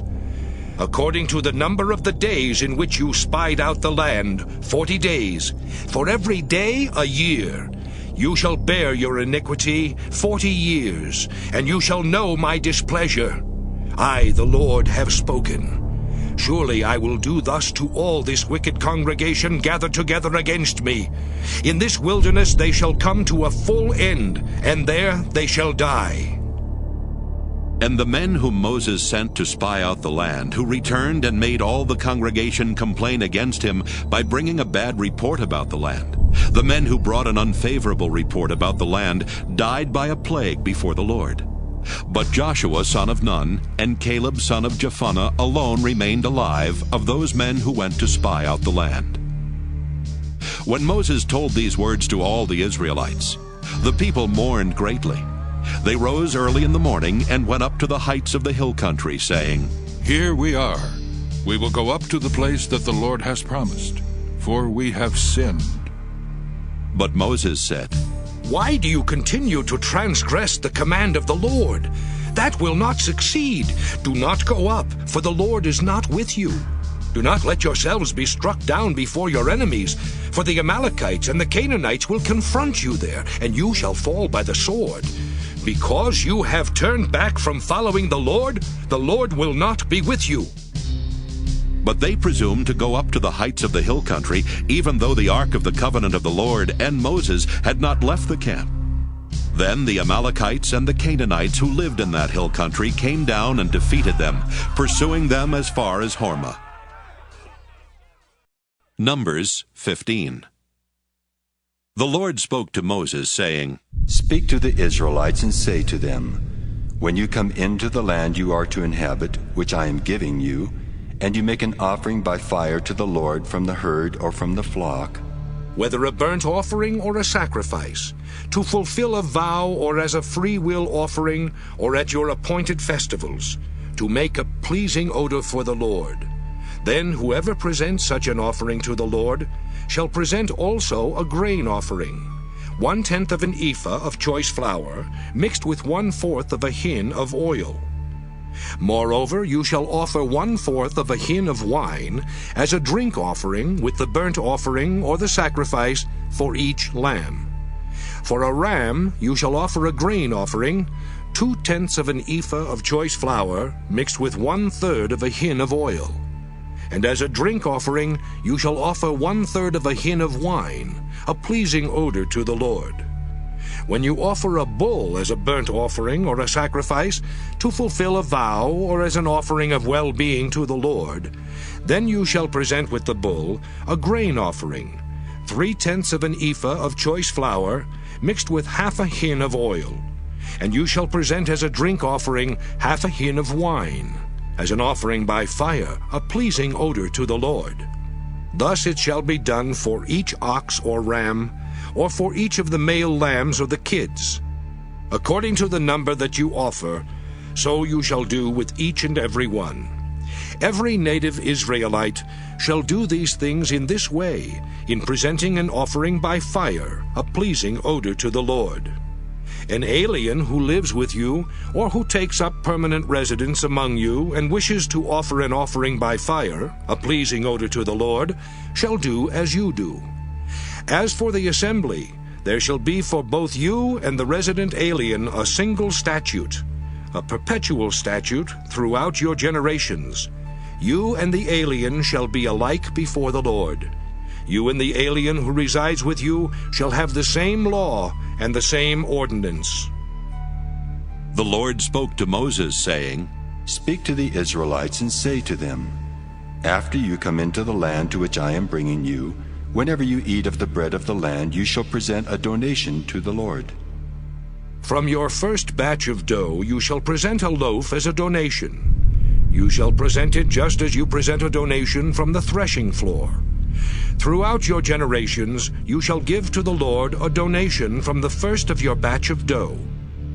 But if you unintentionally fail to observe all these commandments that the Lord has spoken to Moses, everything that the Lord has commanded you by Moses from the day the Lord gave commandment and thereafter throughout your generations, then if it was done unintentionally without the knowledge of the congregation, the whole congregation shall offer one young bull for a burnt offering, a pleasing odor to the Lord, together with its grain offering and its drink offering, according to the ordinance, and one male goat for a sin offering.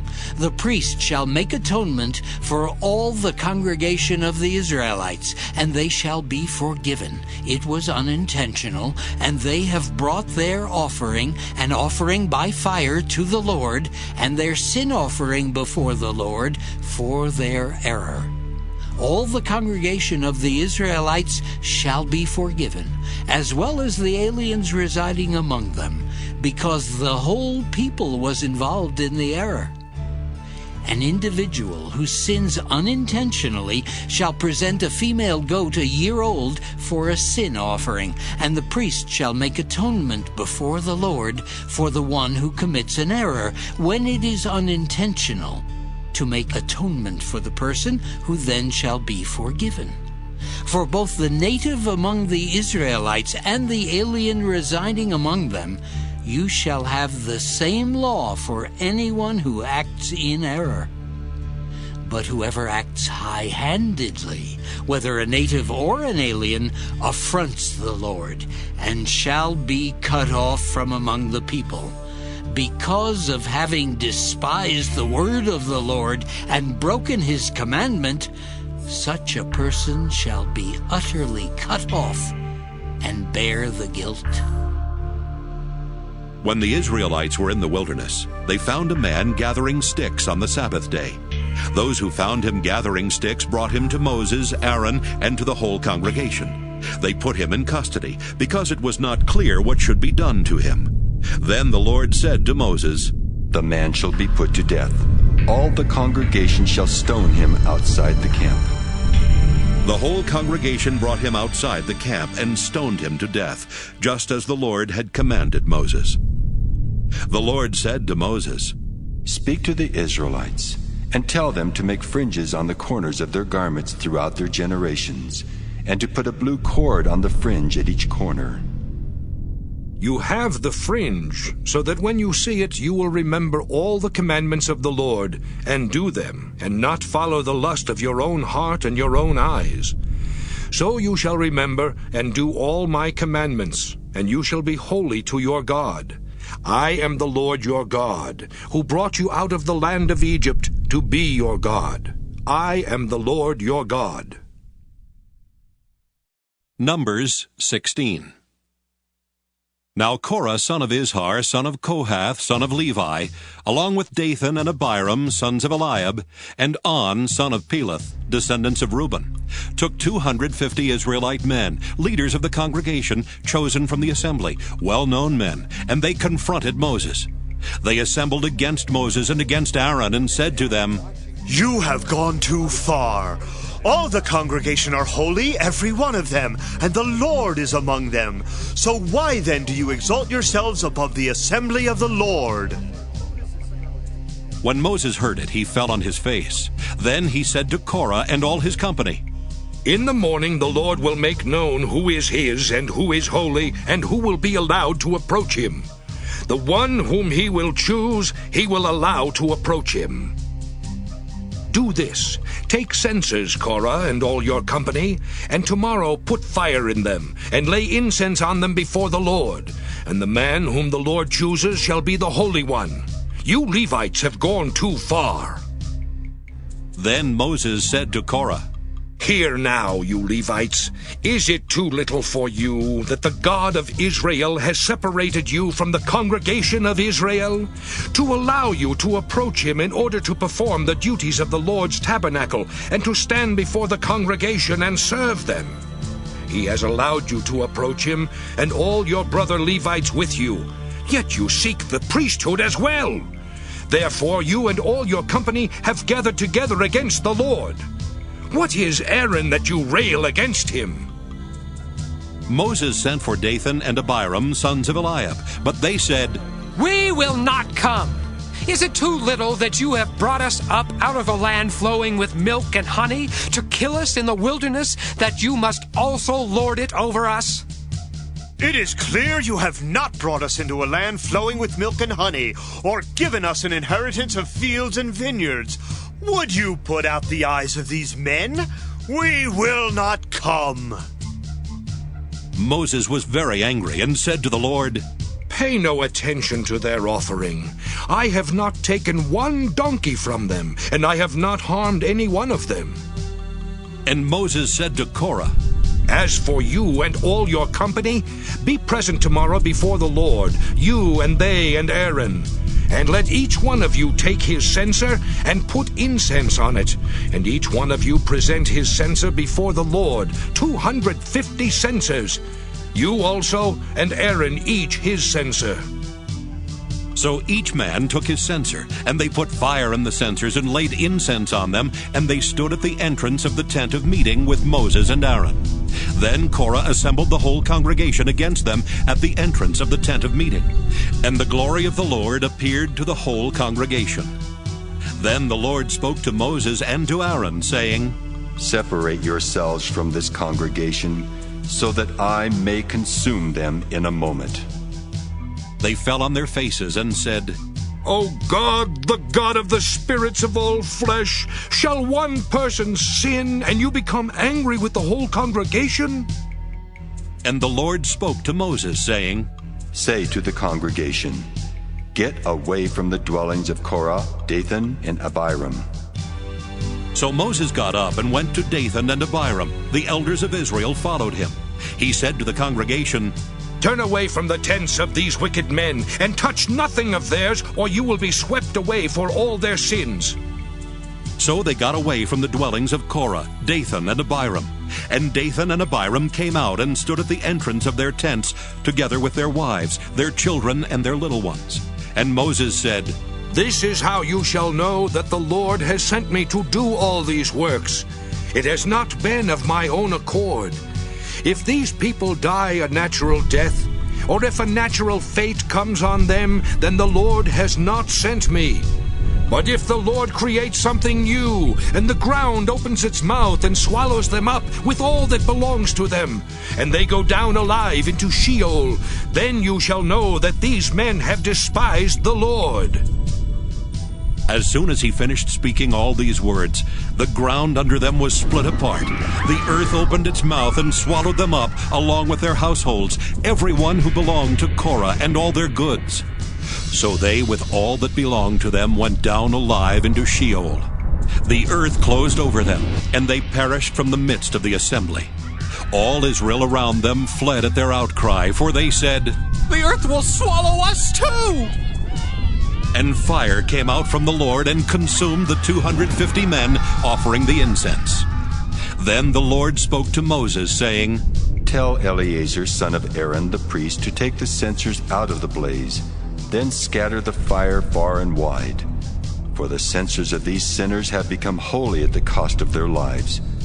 Make them into hammered plates as a covering for the altar, for they presented them before the Lord, and they became holy. Thus they shall be a sign to the Israelites. So Eleazar the priest took the bronze censers that had been presented by those who were burned, and they were hammered out as a covering for the altar, a reminder to the Israelites that no outsider who is not of the descendants of Aaron shall approach to offer incense before the Lord. so as not to become like Korah and his company, just as the Lord had said to him through Moses.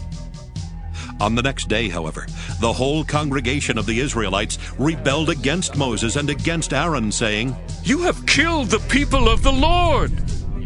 And when the congregation had assembled against them, Moses and Aaron turned toward the tent of meeting. The cloud had covered it, and the glory of the Lord appeared. Then Moses and Aaron came to the front of the tent of meeting, and the Lord spoke to Moses, saying, "Get away from this congregation so that I may consume them in a moment." And they fell on their faces. Moses said to Aaron, "Take your censer, put fire on it from the altar, and lay incense on it, and carry it quickly to the congregation, and make atonement for them. For wrath has gone out from the Lord, the plague has begun." So Aaron took it as Moses had ordered, and ran into the middle of the assembly, where the plague had already begun among the people. He put on the incense, and made atonement for the people. He stood between the dead and the living, and the plague was stopped. Those who died by the plague were 14,700, besides those who died in the affair of Korah. When the plague was stopped, Aaron returned to Moses at the entrance of the tent of meeting. Numbers 17. The Lord spoke to Moses, saying, "Speak to the Israelites and get 12 staffs from them, one for each ancestral house, from all the leaders of their ancestral houses. Write each man's name on his staff, and write Aaron's name on the staff of Levi. For there shall be one staff for the head of each ancestral house. Place them in the tent of meeting before the covenant where I meet with you, and the staff of the man whom I choose shall sprout. Thus I will put a stop to the complaints of the Israelites that they continually make against you." Moses spoke to the Israelites, and all their leaders gave him staffs, one for each leader, according to their ancestral houses, 12 staffs, and the staff of Aaron was among theirs. So Moses placed the staffs before the Lord in the tent of the covenant. When Moses went into the tent of the covenant on the next day, the staff of Aaron for the house of Levi had sprouted. It put forth buds, producing blossoms, and bore ripe almonds. Then Moses brought out all the staffs from before the Lord to all the Israelites. And they looked, and each man took his staff. And the Lord said to Moses, "Put back the staff of Aaron before the covenant, to be kept as a warning to rebels, so that you may make an end of their complaints against me, or else they will die." Moses did so. Just as the Lord commanded him, so he did. The Israelites said to Moses, "We are perishing. We are lost. All of us are lost. Everyone who approaches the tabernacle of the Lord will die. Are we all to perish?" Numbers 18. The Lord said to Aaron, "You and your sons and your ancestral house with you shall bear responsibility for offenses connected with the sanctuary, while you and your sons alone shall bear responsibility for offenses connected with the priesthood. So bring with you also your brothers of the tribe of Levi, your ancestral tribe, in order that they may be joined to you and serve you while you and your sons with you are in front of the tent of the covenant. They shall perform duties for you and for the whole tent, but they must not approach either the utensils of the sanctuary or the altar, otherwise both they and you will die. They are attached to you in order to perform the duties of the tent of meeting for all the service of the tent. No outsiders shall approach you. You yourselves shall perform the duties of the sanctuary and the duties of the altar, so that wrath may never again come upon the Israelites. It is I who now take your brother Levites from among the Israelites. They are now yours as a gift, dedicated to the Lord, to perform the service of the tent of meeting. But you and your sons with you shall diligently perform your priestly duties in all that concerns the altar and the area behind the curtain. I give your priesthood as a gift. Any outsider who approaches shall be put to death." The Lord spoke to Aaron, "I have given you charge of the offerings made to me. all the holy gifts of the Israelites. I have given them to you and your sons as a priestly portion due you in perpetuity. This shall be yours from the most holy things, reserved from the fire, every offering of theirs that they rendered to me as a most holy thing, whether grain offering, sin offering, or guilt offering, shall belong to you and your sons. As a most holy thing you shall eat it. Every male may eat it, it shall be holy to you. This also is yours. I have given to you, together with your sons and daughters, as a perpetual due, whatever is set aside from the gifts of all the elevation offerings of the Israelites. Everyone who is clean in your house may eat them.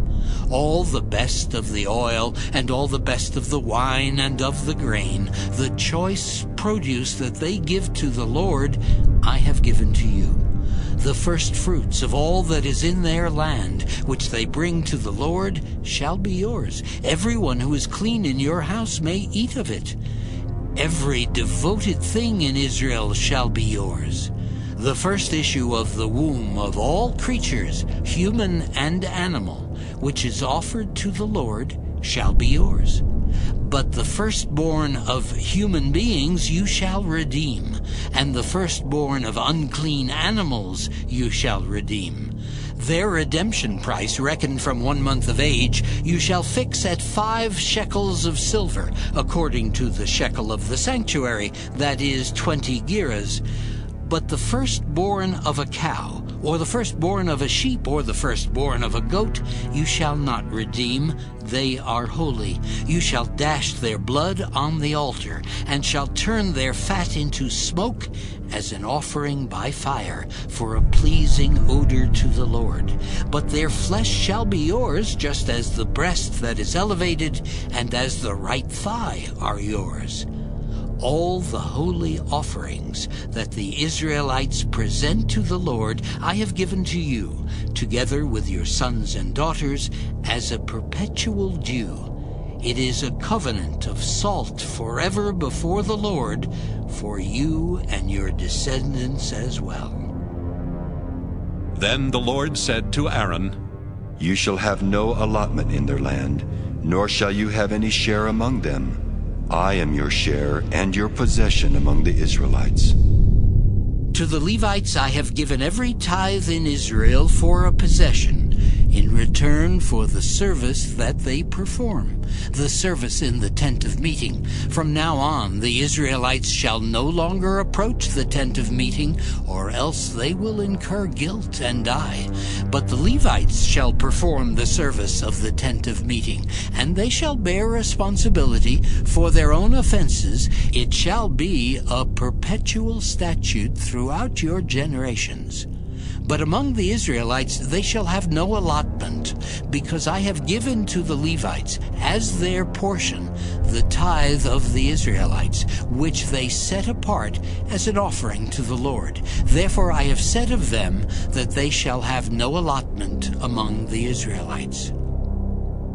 Then the Lord spoke to Moses, saying, You shall speak to the Levites, saying, When you receive from the Israelites the tithe that I have given you from them for your portion, you shall set apart an offering from it to the Lord, a tithe of the tithe. It shall be reckoned to you as your gift, the same as the grain of the threshing floor and the fullness of the winepress. Thus you also shall set apart an offering to the Lord from all the tithes that you receive from the Israelites. And from them you shall give the Lord's offering to the priest Aaron. Out of all the gifts to you, you shall set apart every offering due to the Lord. The best of all of them is the part to be consecrated. Say also to them, When you have set apart the best of it, then the rest shall be reckoned to the Levites as produce of the threshing floor, and as produce of the winepress. You may eat it in any place, you and your households, for it is your payment for your service in the tent of meeting. You shall incur no guilt by reason of it when you have offered the best of it. But you shall not profane the holy gifts of the Israelites on pain of death. Numbers 19. The Lord spoke to Moses and Aaron, saying, This is a statute of the law that the Lord has commanded. Tell the Israelites to bring you a red heifer without defect, in which there is no blemish, and on which no yoke has been laid. You shall give it to the priest Eleazar, and it shall be taken outside the camp and slaughtered in his presence. The priest Eleazar shall take some of its blood with his finger and sprinkle it 7 times toward the front of the tent of meeting. Then the heifer shall be burned in his sight. Its skin, its flesh, and its blood, with its dung, shall be burned. The priest shall take cedar wood, hyssop, and crimson material, and throw them into the fire in which the heifer is burning. Then the priest shall wash his clothes and bathe his body in water, and afterwards he may come into the camp, but the priest shall remain unclean until evening. The one who burns the heifer shall wash his clothes in water and bathe his body in water. He shall remain unclean until evening.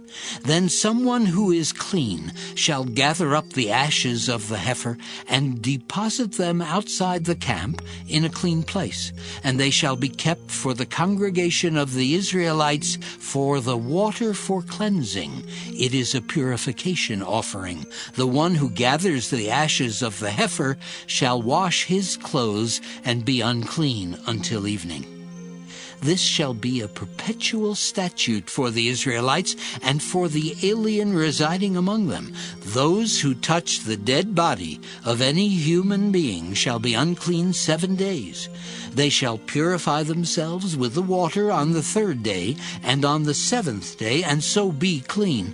But if they do not purify themselves on the 3rd day and on the 7th day, they will not become clean. All who touch a corpse, the body of a human being who has died, and do not purify themselves, defile the tabernacle of the Lord. Such persons shall be cut off from Israel. Since water for cleansing was not dashed on them, they remain unclean. Their uncleanness is still on them. This is the law when someone dies in a tent. Everyone who comes into the tent and everyone who is in the tent shall be unclean 7 days. And every open vessel with no cover fastened on it is unclean. Whoever in the open field touches one who has been killed by a sword, or who has died naturally, or a human bone, or a grave, shall be unclean 7 days. For the unclean, they shall take some ashes of the burnt purification offering, and running water shall be added in a vessel. Then a clean person shall take hyssop, dip it in the water, and sprinkle it on the tent, on all the furnishings, on the persons who were there, and on whoever touched the bone, the slain, the corpse, or the grave.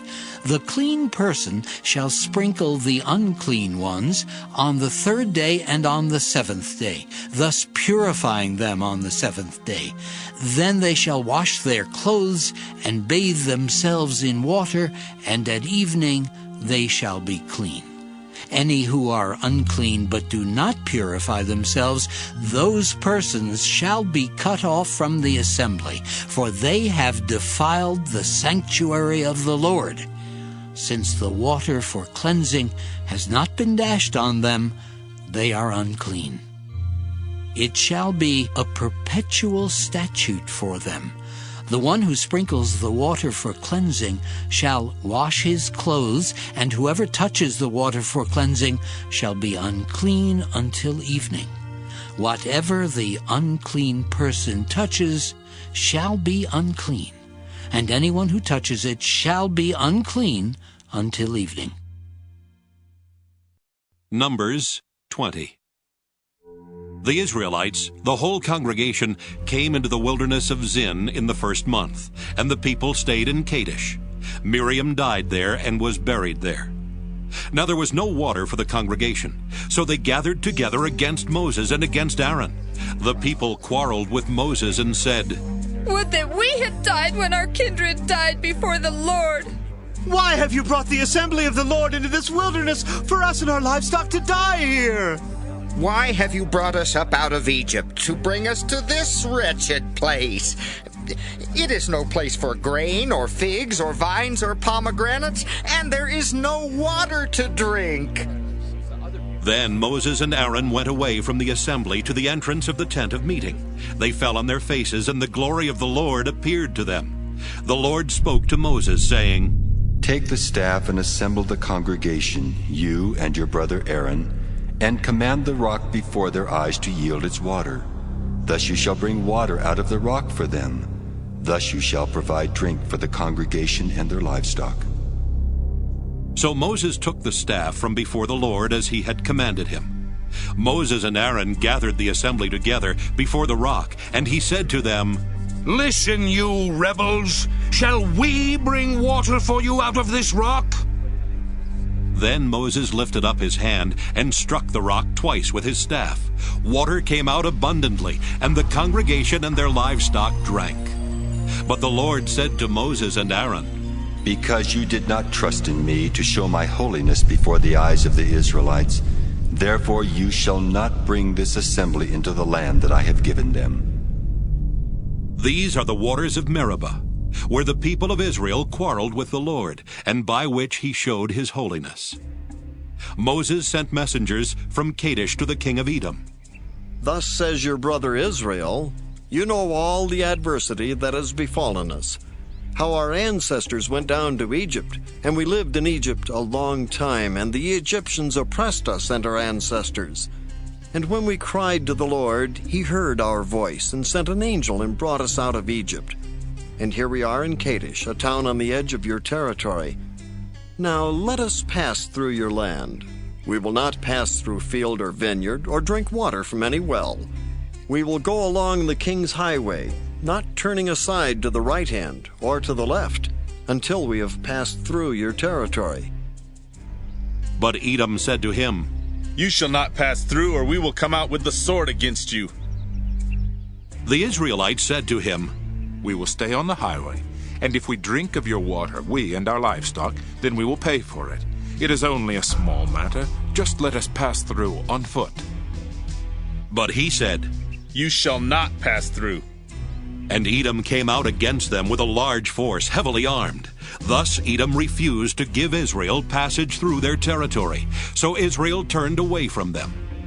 They set out from Kadesh, and the Israelites, the whole congregation, came to Mount Hor.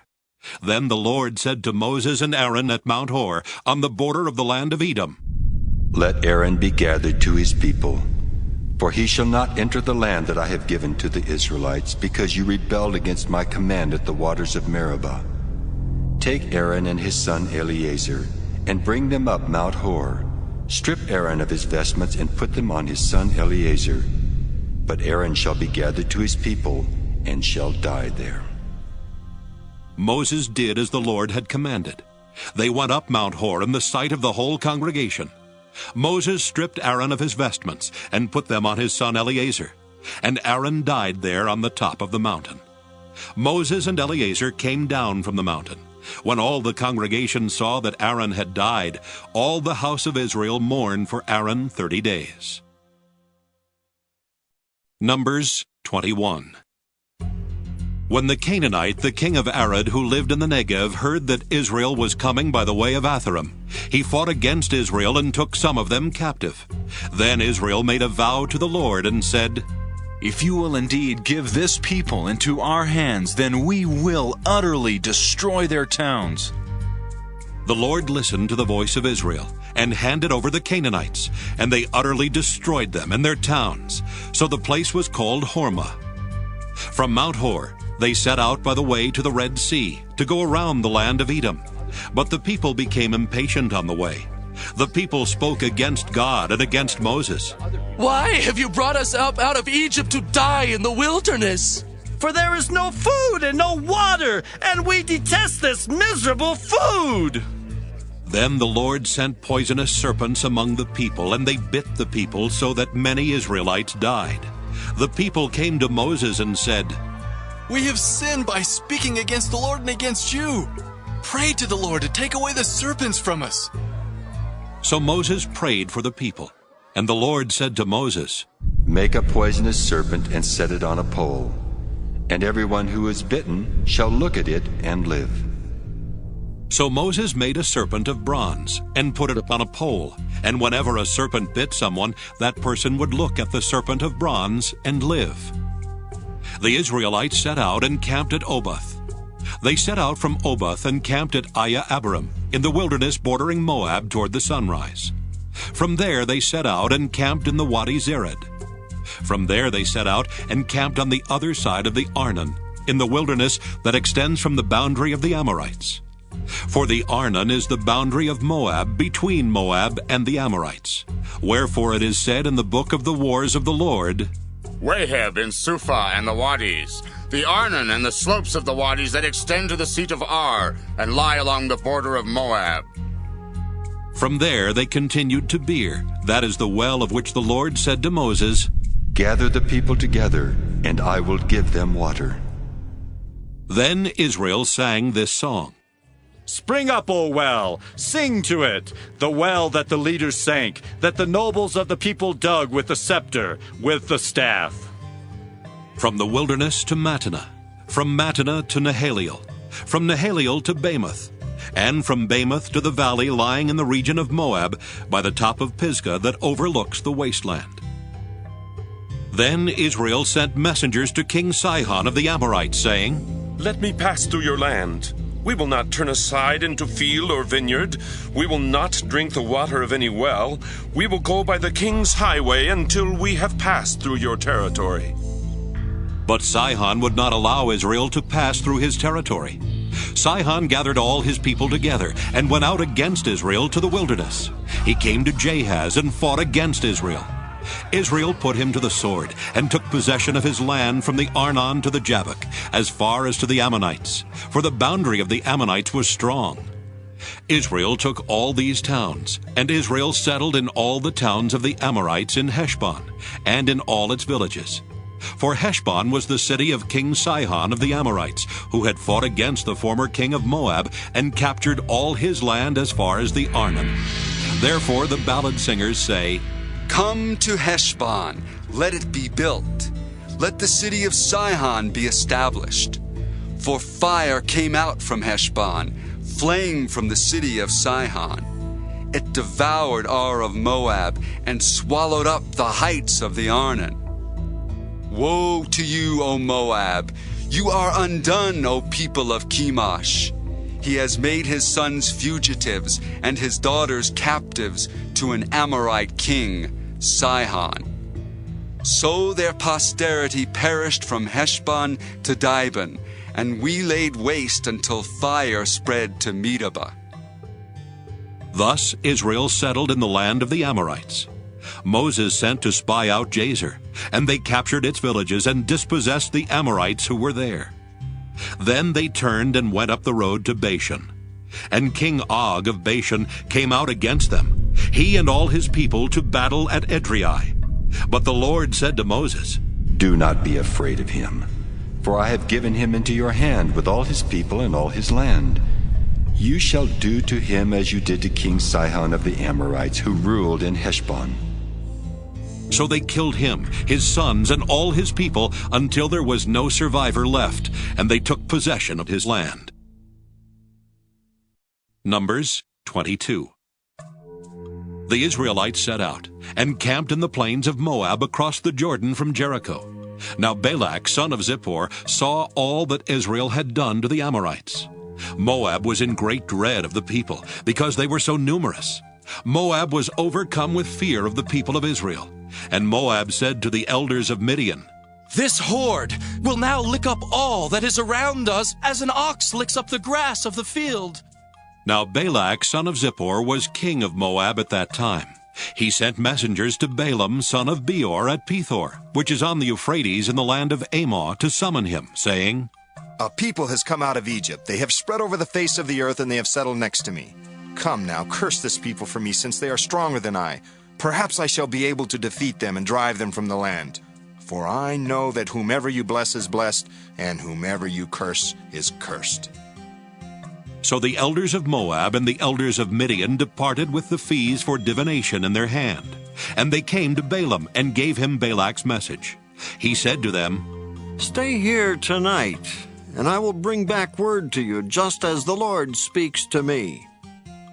So the officials of Moab stayed with Balaam. God came to Balaam and said, "Who are these men with you?" Balaam said to God, "King Balak, son of Zippor of Moab, has sent me this message. A people has come out of Egypt and has spread over the face of the earth. Now come, curse them for me. Perhaps I shall be able to fight against them and drive them out." God said to Balaam, "You shall not go with them. You shall not curse the people, for they are blessed." So Balaam rose in the morning and said to the officials of Balak, "Go to your own land, for the Lord has refused to let me go with you." So the officials of Moab rose and went to Balak and said, "Balaam refuses to come with us." Once again Balak sent officials, more numerous and more distinguished than these. They came to Balaam and said to him, "Thus says Balak, son of Zippor, do not let anything hinder you from coming to me, for I will surely do you great honor, and whatever you say to me I will do. Come, curse his people for me." But Balaam replied to the servants of Balak, "Although Balak were to give me his house full of silver and gold, I could not go beyond the command of the Lord my God to do less or more. You remain here as the others did, so that I may learn what more the Lord may say to me." That night God came to Balaam and said to him, "If the men have come to summon you, get up and go with them. But do only what I tell you to do." So Balaam got up in the morning, saddled his donkey, and went with the officials of Moab. God's anger was kindled because he was going, and the angel of the Lord took his stand in the road as his adversary. Now he was riding on the donkey, and his 2 servants were with him. The donkey saw the angel of the Lord standing in the road with a drawn sword in his hand. So the donkey turned off the road and went into the field, and Balaam struck the donkey to turn it back onto the road. Then the angel of the Lord stood in a narrow path between the vineyards with a wall on either side. When the donkey saw the angel of the Lord, it scraped against the wall and scraped Balaam's foot against the wall, so he struck it again. Then the angel of the Lord went ahead and stood in a narrow place, where there was no way to turn either to the right or to the left. When the donkey saw the angel of the Lord, it lay down under Balaam. And Balaam's anger was kindled, and he struck the donkey with his staff. Then the Lord opened the mouth of the donkey, and it said to Balaam, What have I done to you, that you have struck me these 3 times? Balaam said to the donkey, Because you have made a fool of me. I wish I had a sword in my hand. I would kill you right now. But the donkey said to Balaam, Am I not your donkey which you have ridden all your life to this day? Have I been in the habit of treating you this way? And he said, No. Then the Lord opened the eyes of Balaam, and he saw the angel of the Lord standing in the road with his drawn sword in his hand, and he bowed down, falling on his face. The angel of the Lord said to him, Why have you struck your donkey these 3 times? I have come out as an adversary because your way is perverse before me. The donkey saw me and turned away from me these 3 times. If it had not turned away from me, surely just now I would have killed you and let it live. Then Balaam said to the angel of the Lord, I have sinned, for I did not know that you were standing in the road to oppose me.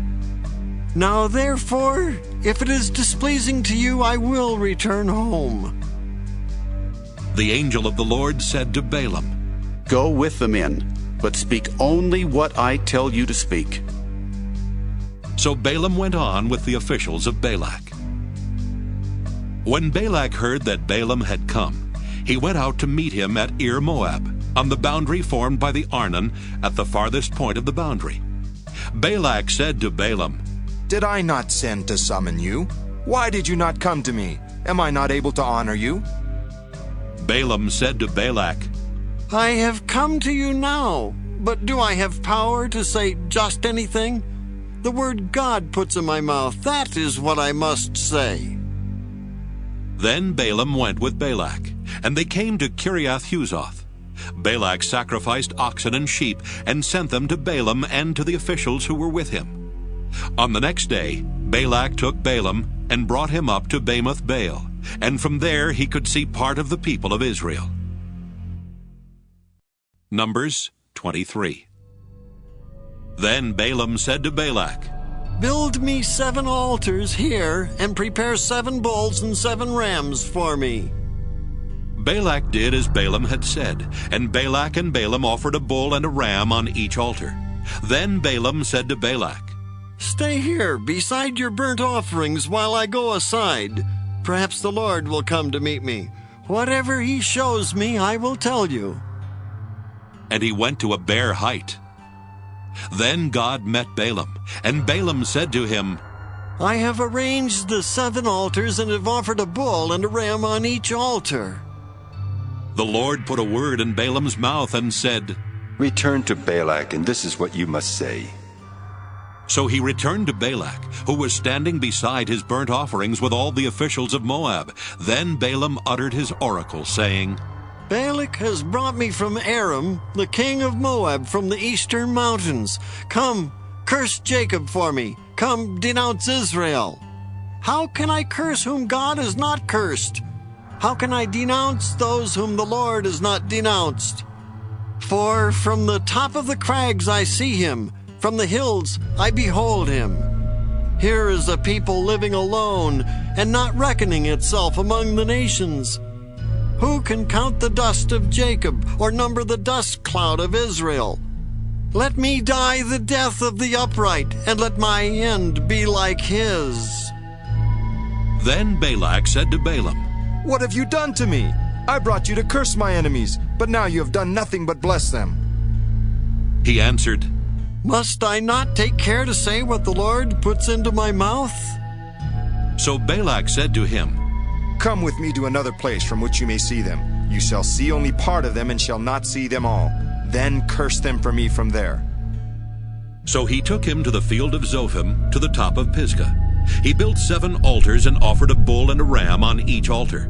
Balaam said to Balak, Stand here beside your burnt offerings while I meet the Lord over there. The Lord met Balaam, put a word into his mouth, and said, Return to Balak, and this is what you shall say.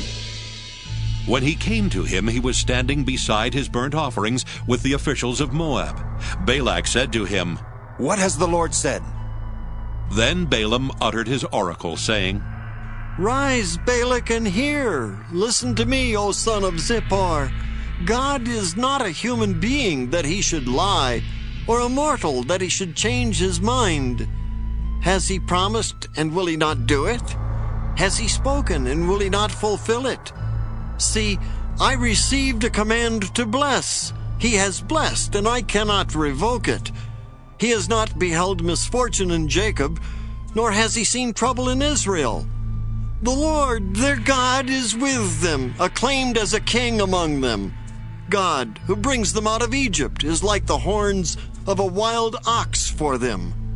Surely there is no enchantment against Jacob, no divination against Israel.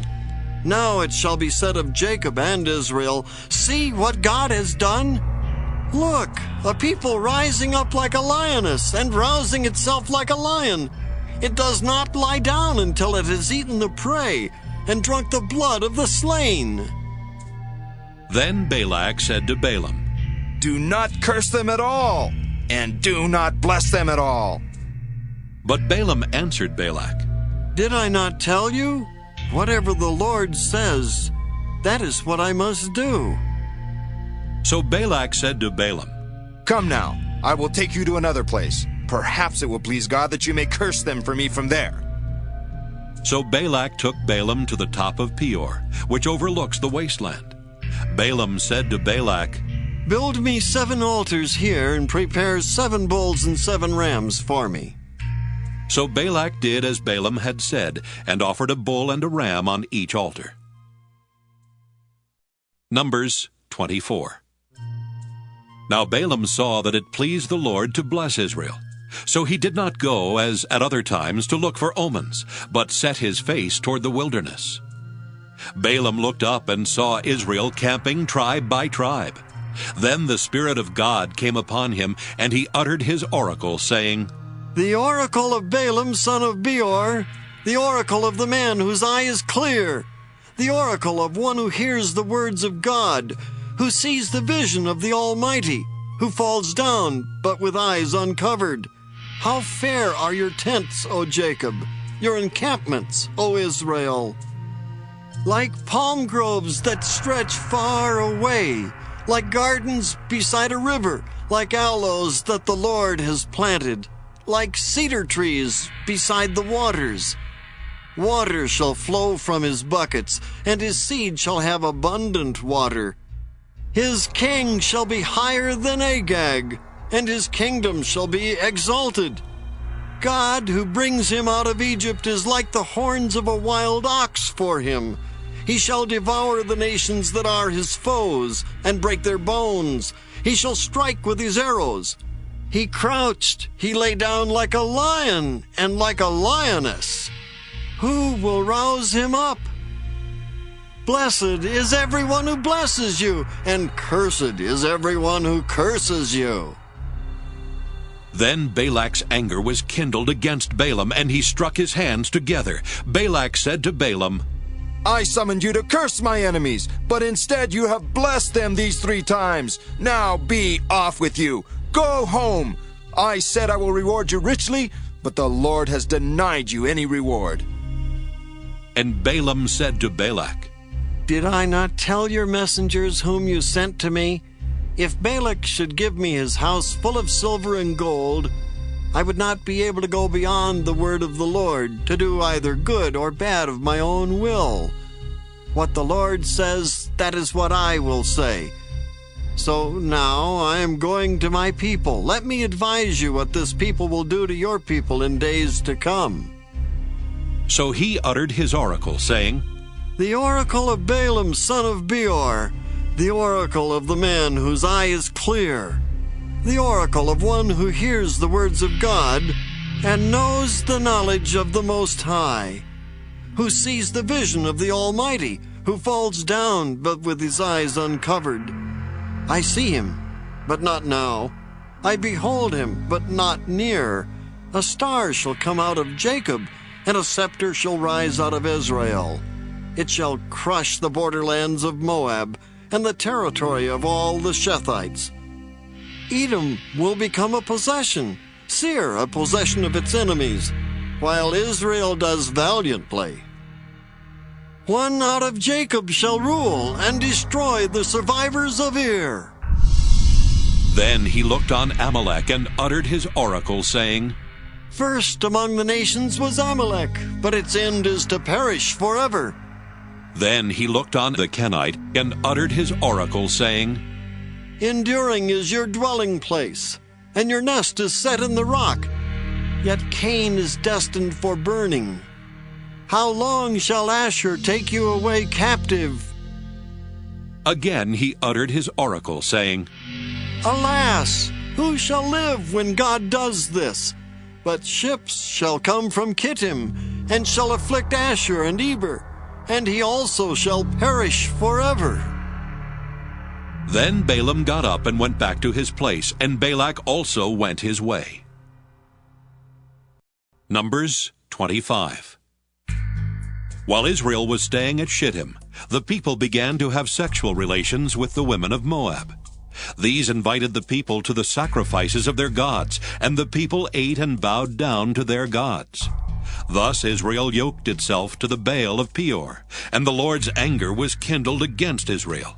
The Lord said to Moses, Take all the chiefs of the people and impale them in the sun before the Lord, in order that the fierce anger of the Lord may turn away from Israel.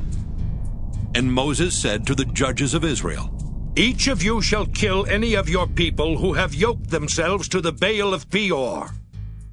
Just then, one of the Israelites came and brought a Midianite woman into his family, in the sight of Moses, and in the sight of the whole congregation of the Israelites, while they were weeping at the entrance of the tent of meeting. When Phinehas, son of Eleazar, son of Aaron the priest, saw it, he got up and left the congregation. Taking a spear in his hand, he went after the Israelite man into the tent and pierced the two of them, the Israelite and the woman, through the belly. So the plague was stopped among the people of Israel. Nevertheless, those that died by the plague were 24,000. The Lord spoke to Moses, saying, Phinehas, son of Eleazar, son of Aaron the priest, has turned back my wrath from the Israelites, by manifesting such zeal among them on my behalf that in my jealousy I did not consume the Israelites. Therefore say, I hereby grant him my covenant of peace. It shall be for him and for his descendants after him a covenant of perpetual priesthood, because he was zealous for his God and made atonement for the Israelites. The name of the slain Israelite man who was killed with the Midianite woman was Zimri, son of Salu, head of an ancestral house belonging to the Simeonites. The name of the Midianite woman who was killed was Cosbi, daughter of Zur, who was the head of a clan, an ancestral house in Midian. The Lord said to Moses, Harass the Midianites and defeat them, for they have harassed you by the trickery with which they deceived you in the affair of Peor, and in the affair of Cosbi, the daughter of a leader of Midian, their sister. She was killed on the day of the plague that resulted from Peor. Numbers 26. After the plague, the Lord said to Moses and to Eleazar, son of Aaron the priest, Take a census of the whole congregation of the Israelites, from 20 years old and upward by their ancestral houses, everyone in Israel able to go to war.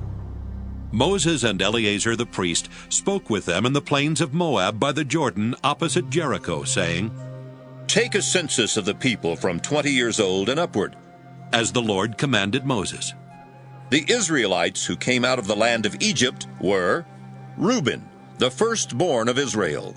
The descendants of Reuben, of Hanok, the clan of the Hanokites, of Palu, the clan of the Paluites, of Hezron, the clan of the Hezronites, of Carmi, the clan of the Carmites. These are the clans of the Reubenites. The number of those enrolled was 43,730. And the descendants of Palu, Eliab, the descendants of Eliab, Nemuel, Dathan, and Abiram. These are the same Dathan and Abiram chosen from the congregation who rebelled against Moses and Aaron in the company of Korah when they rebelled against the Lord, and the earth opened its mouth and swallowed them up along with Korah when that company died, when the fire devoured 250 men, and they became a warning. Notwithstanding, the sons of Korah did not die. The descendants of Simeon by their clans, of Nemuel, the clan of the Nemuelites, of Jamin, the clan of the Jaminites, of Jachin, the clan of the Jachinites, of Zerah, the clan of the Zerahites, of Shaul, the clan of the Shaulites. These are the clans of the Simeonites, 22,200. The children of Gad by their clans, of Zephon, the clan of the Zephonites, of Haggi, the clan of the Haggites, of Shuni, the clan of the Shunites, of Ozni, the clan of the Oznites, of Eri, the clan of the Erites, of Arad, the clan of the Aradites, of Areli, the clan of the Arelites. These are the clans of the Gadites. The number of those enrolled was 40,500. The sons of Judah, and Onan. And Onan died in the land of Canaan. The descendants of Judah by their clans were, of Shelah, the clan of the Shelonites, of Perez, the clan of the Perizzites, of Zerah, the clan of the Zerahites. The descendants of Perez were, of Hezron, the clan of the Hezronites, of Hamel, the clan of the Hamelites. These are the clans of Judah. The number of those enrolled was 76,500. The descendants of Issachar by their clans, of Tola, the clan of the Toliites, of Puvah, the clan of the Punites, of Jashub, the clan of the Jashubites, of Shimron, the clan of the Shimronites. These are the clans of Issachar, 64,300 enrolled. The descendants of Zebulun by their clans, Of Sered, the clan of the Seredites. Of Elon, the clan of the Elonites. Of Jaliel, the clan of the Jalielites. These are the clans of the Zebulunites. The number of those enrolled was 60,500. The sons of Joseph by their clans, Manasseh and Ephraim. the descendants of Manasseh, Of Machir, the clan of the Machirites. And Machir was the father of Gilead. Of Gilead, the clan of the Gileadites. These are the descendants of Gilead. Of Iezer, the clan of the Iezerites. Of Helek, the clan of the Helekites. And of Azriel, the clan of the Azrielites. And of Shechem, the clan of the Shechemites. And of Shemida, the clan of the Shemidaites. And of Hepher, the clan of the Hepherites. Now Zelophehad, son of Hepher, had no sons but daughters. And the names of the daughters of Zelophehad were Mahlah, Noah, Hoglah, Milcah, and Tirzah. These are the clans of Manasseh. The number of those enrolled was 52,700. These are the descendants of Ephraim, according to their clans. Of Shuthelah, the clan of the Shuthelahites. Of Becher, the clan of the Becherites. Of Tahan, the clan of the Tahanites. And these are the descendants of Shuthelah. Of Eran, the clan of the Eranites. These are the clans of the Ephraimites. The number of those enrolled was 32,500. These are the descendants of Joseph by their clans. The descendants of Benjamin by their clans. Of Bela, the clan of the Belaites. Of Ashbel, the clan of the Ashbelites. Of Ahiram, the clan of the Ahiramites. Of Shephupham, the clan of the Shuphamites. Of Hupham, the clan of the Huphamites. And the sons of Bela were Ard and Naaman. Of Ard, the clan of the Ardites. Of Naaman, the clan of the Naamites. These are the descendants of Benjamin by their clans. The number of those enrolled was 45,600. These are the descendants of Dan by their clans. Of Shuham, the clan of the Shuhamites. These are the clans of Dan by their clans. All the clans of the Shuhamites, 64,400 enrolled. The descendants of Asher by their families. Of Imnah, the clan of the Imnites. Of Ishvi, the clan of the Ishvites. Of Beriah, the clan of the Beriites. Of the descendants of Beriah, of Heber, the clan of the Heberites. Of Malchiel, the clan of the Malchielites. And the name of the daughter of Asher was Sarah. These are the clans of the Asherites. The number of those enrolled was 53,400. The descendants of Naphtali by their clans. Of Jaziel, the clan of the Jazielites. Of Guni, the clan of the Gunites. Of Jezer, the clan of the Jezerites. Of Shillem, the clan of the Shillemites. These are the Naphtalites by their clans. The number of those enrolled was 45,400. This was the number of the Israelites enrolled, 601,730.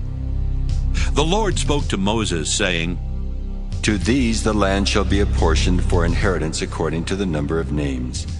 To a large tribe you shall give a large inheritance, and to a small tribe you shall give a small inheritance. Every tribe shall be given its inheritance according to its enrollment. But the land shall be apportioned by lot. According to the names of their ancestral tribes they shall inherit. Their inheritance shall be apportioned according to lot, between the larger and the smaller. This is the enrollment of the Levites by their clans. Of Gershon, the clan of the Gershonites. Of Kohath, the clan of the Kohathites. Of Merari, the clan of the Merarites. These are the clans of Levi.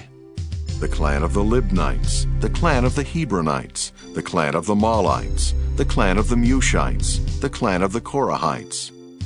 Now Kohath was the father of Amram. The name of Amram's wife was Jochebed, daughter of Levi, who was born to Levi in Egypt. And she bore to Amram, Aaron, Moses, and their sister Miriam. To Aaron were born Nadab, Abihu, Eleazar, and Ithamar. But Nadab and Abihu died when they offered illicit fire before the Lord. The number of those enrolled was 23,000, every male 1 month old and up, for they were not enrolled among the Israelites, because there was no allotment given to them among the Israelites. These were those enrolled by Moses and Eleazar the priest, who enrolled the Israelites in the plains of Moab by the Jordan opposite Jericho. Among these there was not one of those enrolled by Moses and Aaron the priest, who had enrolled the Israelites in the wilderness of Sinai. For the Lord had said to them, "They shall die in the wilderness." Not one of them was left except Caleb son of Jephunneh and Joshua son of Nun. Numbers 27. Then the daughters of Zelophehad came forward. Zelophehad was son of Hepher, son of Gilead, son of Machir, son of Manasseh, son of Joseph, a member of the Manassite clans. The names of his daughters were Mahlah, Noah, Hoglah, Milcah, and Tirzah. They stood before Moses, Eleazar the priest, the leaders, and all the congregation at the entrance of the tent of meeting, and they said, "Our father died in the wilderness. He was not among the company of those who gathered themselves together against the Lord in the company of Korah, but died for his own sin, and he had no sons. Why should the name of our father be taken away from his clan because he had no son? Give to us a possession among our father's brothers." Moses brought their case before the Lord, and the Lord spoke to Moses, saying, "The daughters of Zelophehad are right in what they are saying. You shall indeed let them possess an inheritance among their father's brothers, and pass the inheritance of their father on to them. You shall also say to the Israelites, if a man dies and has no son, then you shall pass his inheritance on to his daughter. If he has no daughter, then you shall give his inheritance to his brothers. If he has no brothers, then you shall give his inheritance to his father's brothers. And if his father has no brothers, then you shall give his inheritance to the nearest kinsman of his clan, and he shall possess it. It shall be for the Israelites a statute and ordinance as the Lord commanded Moses." The Lord said to Moses, "Go up this mountain of the Abarim range, and see the land that I have given to the Israelites.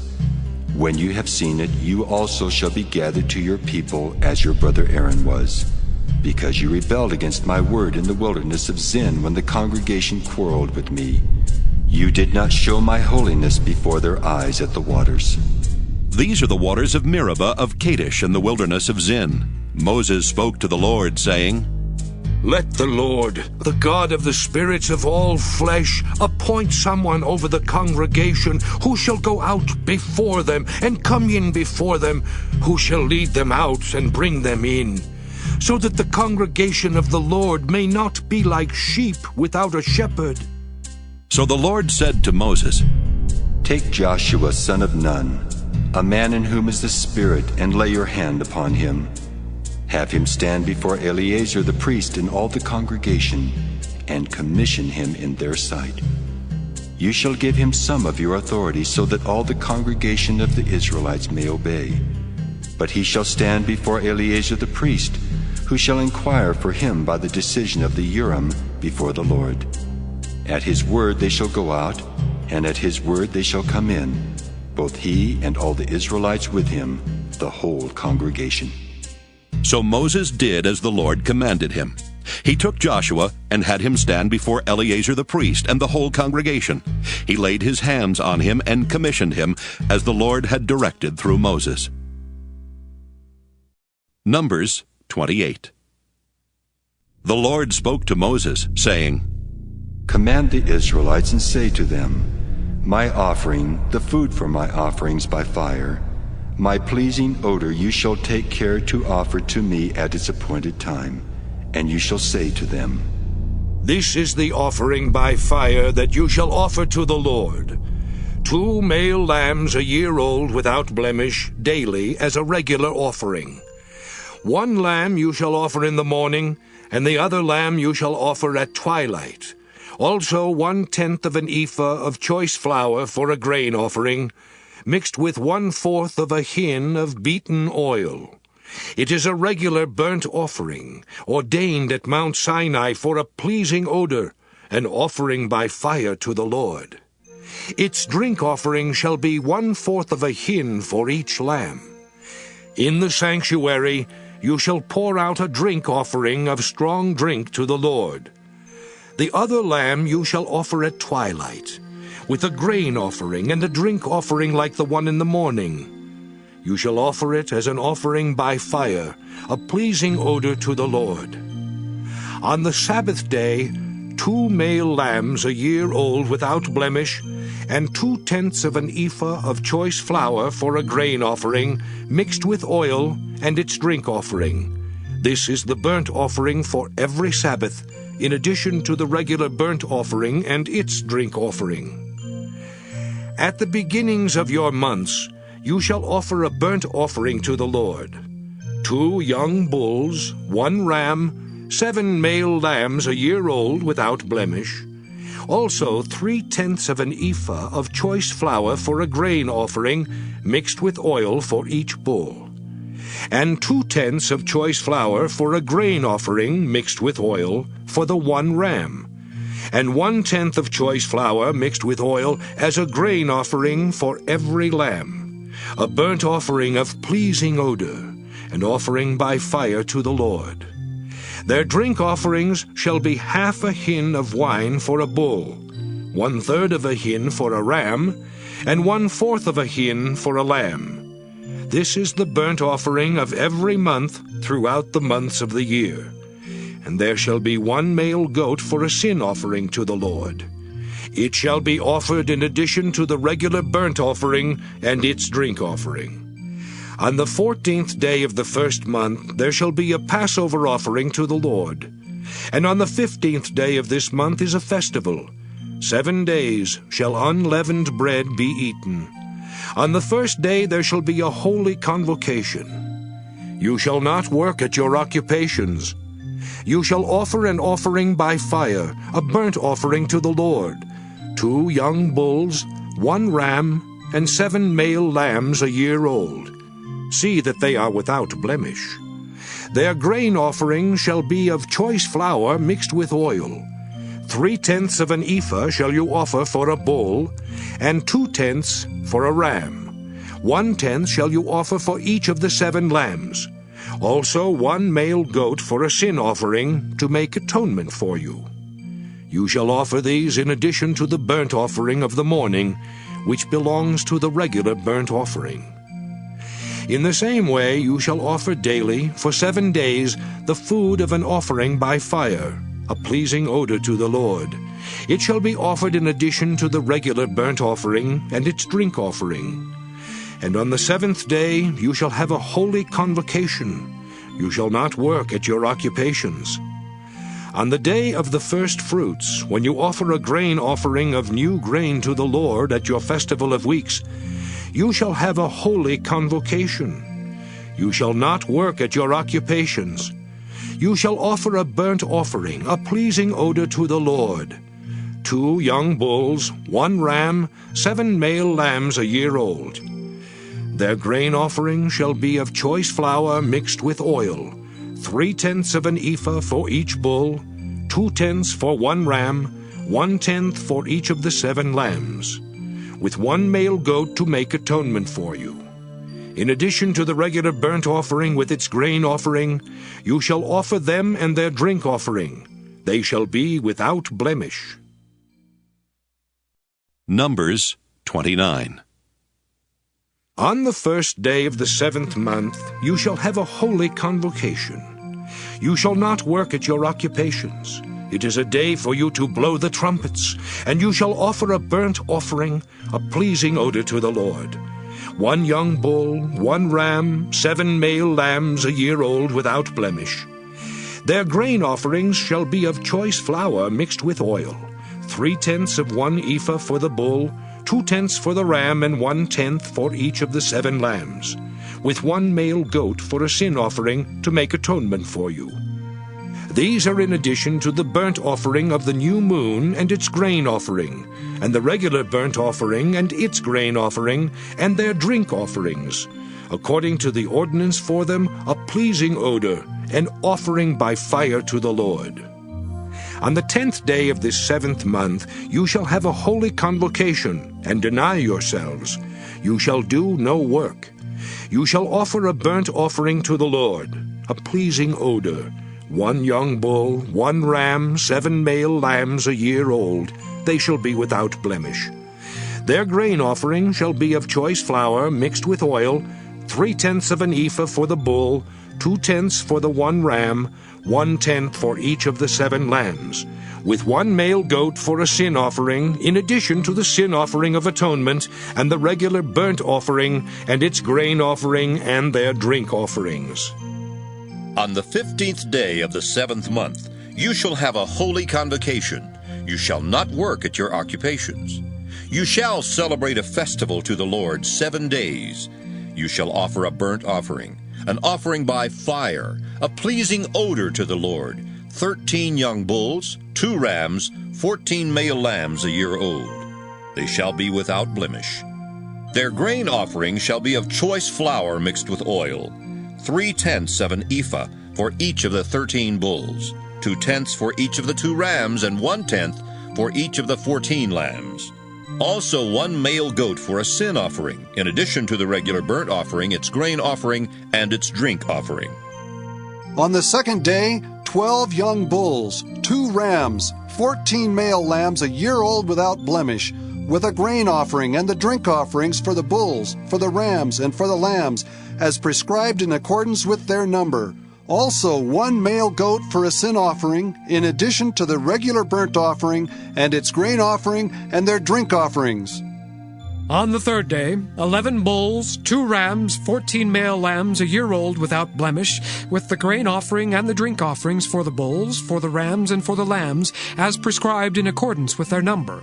Also 1 male goat for a sin offering, in addition to the regular burnt offering, and its grain offering, and its drink offering. On the 4th day, 10 bulls, 2 rams, 14 male lambs a year old without blemish, with the grain offering and the drink offerings for the bulls, for the rams, and for the lambs, as prescribed in accordance with their number. Also 1 male goat for a sin offering, in addition to the regular burnt offering, its grain offering, and its drink offering. On the 5th day, 9 bulls, 2 rams, 14 male lambs, a year old without blemish, with the grain offering and the drink offerings for the bulls, for the rams, and for the lambs, as prescribed in accordance with their number. Also 1 male goat for a sin offering, in addition to the regular burnt offering and its grain offering and its drink offering. On the 6th day, 8 bulls, 2 rams, 14 male lambs a year old without blemish, with the grain offering and the drink offerings for the bulls, for the rams, and for the lambs, as prescribed in accordance with their number. Also 1 male goat for a sin offering, in addition to the regular burnt offering, its grain offering, and its drink offerings. On the 7th day, 7 bulls, 2 rams, 14 male lambs a year old without blemish, with the grain offering and the drink offerings for the bulls, for the rams, and for the lambs, as prescribed in accordance with their number. Also 1 male goat for a sin offering, besides the regular burnt offering, its grain offering, and its drink offering. On the 8th day you shall have a solemn assembly. You shall not work at your occupations. You shall offer a burnt offering, an offering by fire, a pleasing odor to the Lord.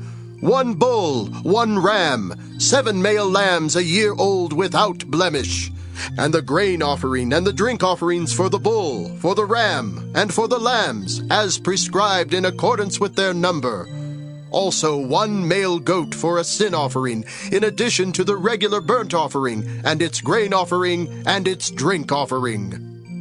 These you shall offer to the Lord at your appointed festivals, in addition to your votive offerings and your free will offerings, as your burnt offerings, your grain offerings, your drink offerings, and your offerings of well-being.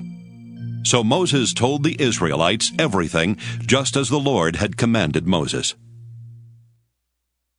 Numbers 30. Then Moses said to the heads of the tribes of the Israelites, This is what the Lord has commanded. When a man makes a vow to the Lord, or swears an oath to bind himself by a pledge, he shall not break his word. He shall do according to all that proceeds out of his mouth. When a woman makes a vow to the Lord, or binds herself by a pledge while within her father's house in her youth, and her father hears of her vow or her pledge by which she has bound herself, and says nothing to her, then all her vows shall stand, and any pledge by which she has bound herself shall stand. But if her father expresses disapproval to her at the time that he hears of it, no vow of hers and no pledge by which she has bound herself shall stand. And the Lord will forgive her, because her father had expressed to her his disapproval. If she marries while obligated by her vows or any thoughtless utterance of her lips by which she has bound herself, and her husband hears of it and says nothing to her at the time that he hears, then her vows shall stand, and her pledges by which she has bound herself shall stand. But if at the time that her husband hears of it he expresses disapproval to her, then he shall nullify the vow by which she was obligated, or the thoughtless utterance of her lips by which she bound herself, and the Lord will forgive her. But every vow of a widow or of a divorced woman by which she has bound herself shall be binding upon her. And if she made a vow in her husband's house, or bound herself by a pledge with an oath, and her husband heard it, and said nothing to her, and did not express disapproval to her, then all her vows shall stand, and any pledge by which she bound herself shall stand. But if her husband nullifies them at the time that he hears them, then whatever proceeds out of her lips concerning her vows, or concerning her pledge of herself, shall not stand. Her husband has nullified them, and the Lord will forgive her. Any vow or any binding oath to deny herself, her husband may allow to stand, or her husband may nullify. But if her husband says nothing to her from day to day, then he validates all her vows, or all her pledges by which she is obligated. He has validated them because he said nothing to her at the time that he heard of them. But if he nullifies them some time after he has heard of them, then he shall bear her guilt.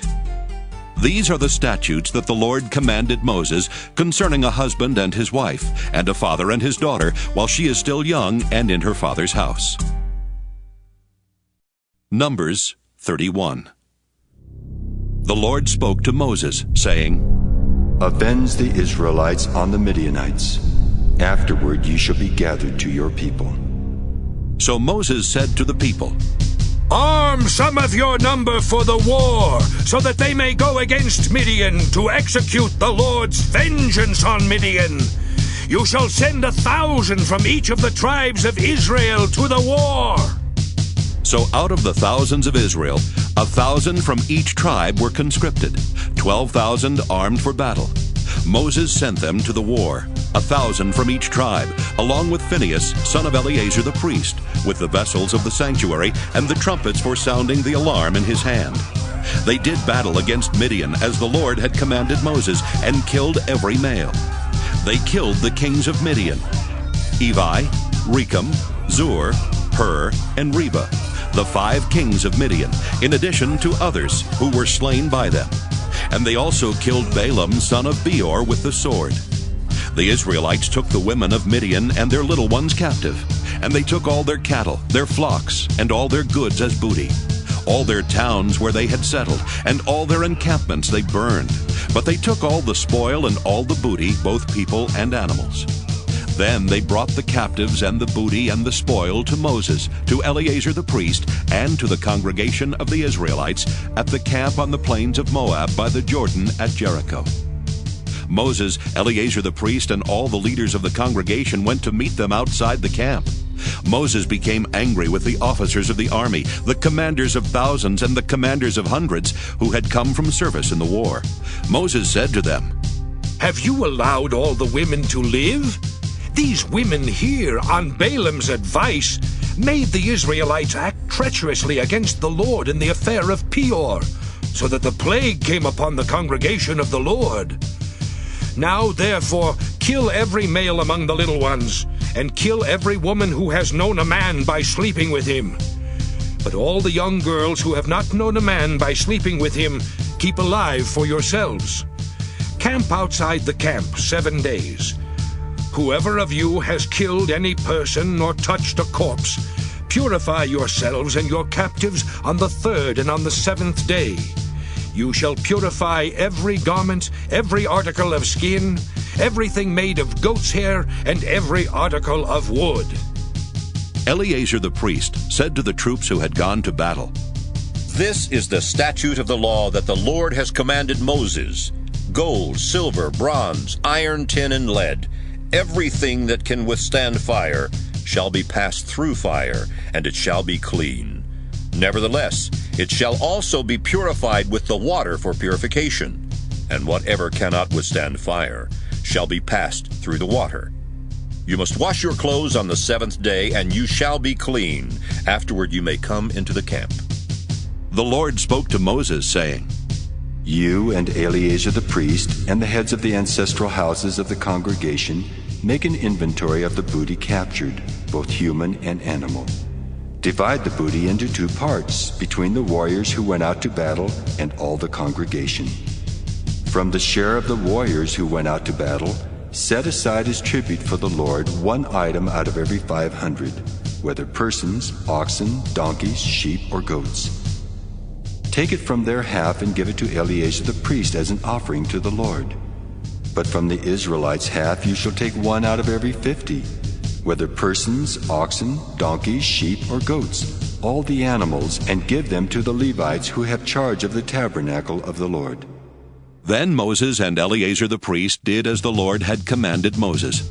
The booty remaining from the spoil that the troops had taken totaled 675,000 sheep, 72,000 oxen, 61,000 donkeys, and 32,000 persons in all, women who had not known a man by sleeping with him. The half-share, the portion of those who had gone out to war, was in number 337,500 sheep and goats, and the Lord's tribute of sheep and goats was 675. The oxen were 36,000, of which the Lord's tribute was 72. The donkeys were 30,500, of which the Lord's tribute was 61. The persons were 16,000, of which the Lord's tribute was 32 persons. Moses gave the tribute, the offering for the Lord, to Eleazar the priest, as the Lord had commanded Moses. As for the Israelites' half, which Moses separated from that of the troops, the congregation's half was 337,500 sheep and goats, 36,000 oxen, 30,500 donkeys, and 16,000 persons. From the Israelites' half, Moses took 1 of every 50, both of persons and of animals, and gave them to the Levites who had charge of the tabernacle of the Lord, as the Lord had commanded Moses. Then the officers who were over the thousands of the army, the commanders of thousands and the commanders of hundreds, approached Moses and said to Moses, Your servants have counted the warriors who are under our command, and not one of us is missing. And we have brought the Lord's offering, what each of us found, articles of gold, armlets and bracelets, signet rings, earrings, and pendants, to make atonement for ourselves before the Lord. Moses and Eleazar the priest received the gold from them, all in the form of crafted articles. And all the gold of the offering that they offered to the Lord from the commanders of thousands and the commanders of hundreds was 16,750 shekels. The troops had all taken plunder for themselves. So Moses and Eleazar the priest received the gold from the commanders of thousands and of hundreds and brought it into the tent of meeting as a memorial for the Israelites before the Lord. Numbers 32. Now the Reubenites and the Gadites owned a very great number of cattle. When they saw that the land of Jazer and the land of Gilead was a good place for cattle, the Gadites and the Reubenites came and spoke to Moses, to Eleazar the priest, and to the leaders of the congregation, saying, Ataroth, Dibon, Jazer, Nimrah, Heshbon, Elealeh, Sebam, Nebo, and Beon, the land that the Lord subdued before the congregation of Israel, is a land for cattle, and your servants have cattle. They continued, "If we have found favor in your sight, let this land be given to your servants for a possession. Do not make us cross the Jordan." But Moses said to the Gadites and to the Reubenites, "Shall your brothers go to war while you sit here? Why will you discourage the hearts of the Israelites from going over into the land that the Lord has given them? Your fathers did this when I sent them from Kadesh Barnea to see the land. When they went up to the Wadi Eshcol and saw the land, they discouraged the hearts of the Israelites from going into the land that the Lord had given them. The Lord's anger was kindled on that day, and he swore, saying, 'Surely none of the people who came up out of Egypt from 20 years old and upward shall see the land that I swore to give to Abraham, to Isaac, and to Jacob, because they have not unreservedly followed me. None except Caleb, son of Jephunneh the Kenizzite, and Joshua, son of Nun, for they have unreservedly followed the Lord.' And the Lord's anger was kindled against Israel, and he made them wander in the wilderness for 40 years, until all the generation that had done evil in the sight of the Lord had disappeared. And now you, a brood of sinners, have risen in place of your fathers to increase the Lord's fierce anger against Israel. If you turn away from following him, he will again abandon them in the wilderness, and you will destroy all this people." Then they came up to him and said, "We will build sheepfolds here for our flocks, and towns for our little ones. But we will take up arms as a vanguard before the Israelites until we have brought them to their place. Meanwhile, our little ones will stay in the fortified towns because of the inhabitants of the land. We will not return to our homes until all the Israelites have obtained their inheritance. We will not inherit with them on the other side of the Jordan and beyond, because our inheritance has come to us on this side of the Jordan to the east." So Moses said to them, "If you do this, if you take up arms to go before the Lord for the war, and all those of you who bear arms cross the Jordan before the Lord, until he has driven out his enemies from before him, and the land is subdued before the Lord, then, after that, you may return and be free of obligation to the Lord and to Israel, and this land shall be your possession before the Lord. But if you do not do this, you have sinned against the Lord, and be sure your sin will find you out. Build towns for your little ones and folds for your flocks, but do what you have promised." Then the Gadites and the Reubenites said to Moses, "Your servants will do as my Lord commands. Our little ones, our wives, our flocks, and all our livestock shall remain there in the towns of Gilead. But your servants will cross over, everyone armed for war, to do battle for the Lord, just as my Lord orders." So Moses gave command concerning them to Eleazar the priest, to Joshua son of Nun, and to the heads of the ancestral houses of the Israelite tribes. And Moses said to them, "If the Gadites and the Reubenites, everyone armed for battle before the Lord, will cross over the Jordan with you, and the land shall be subdued before you, then you shall give them the land of Gilead for a possession. But if they will not cross over with you armed, they shall have possessions among you in the land of Canaan." The Gadites and the Reubenites answered, "As the Lord has spoken to your servants, so we will do. We will cross over armed before the Lord into the land of Canaan, but the possession of our inheritance shall remain with us on this side of the Jordan." Moses gave to them, to the Gadites and to the Reubenites and to the half-tribe of Manasseh son of Joseph, the kingdom of King Sihon of the Amorites, and the kingdom of King Og of Bashan, the land and its towns, with the territories of the surrounding towns. And the Gadites rebuilt Dibon, Ataroth, Aroer, Atroth-Shophan, Jazer, Jogbehah, Beth-Nimrah, and Beth-Haran, fortified cities and folds for sheep. And the Reubenites rebuilt Heshbon, Elealeh, Kiriathaim, Nebo, and Baal-Meon, some names being changed, and Sibmah. And they gave names to the towns that they rebuilt. The descendants of Machir, son of Manasseh, went to Gilead, captured it, and dispossessed the Amorites who were there.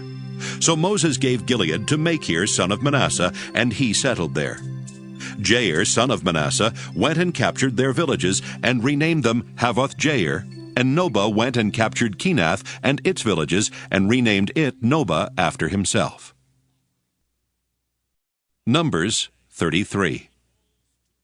These are the stages by which the Israelites went out of the land of Egypt in military formation under the leadership of Moses and Aaron.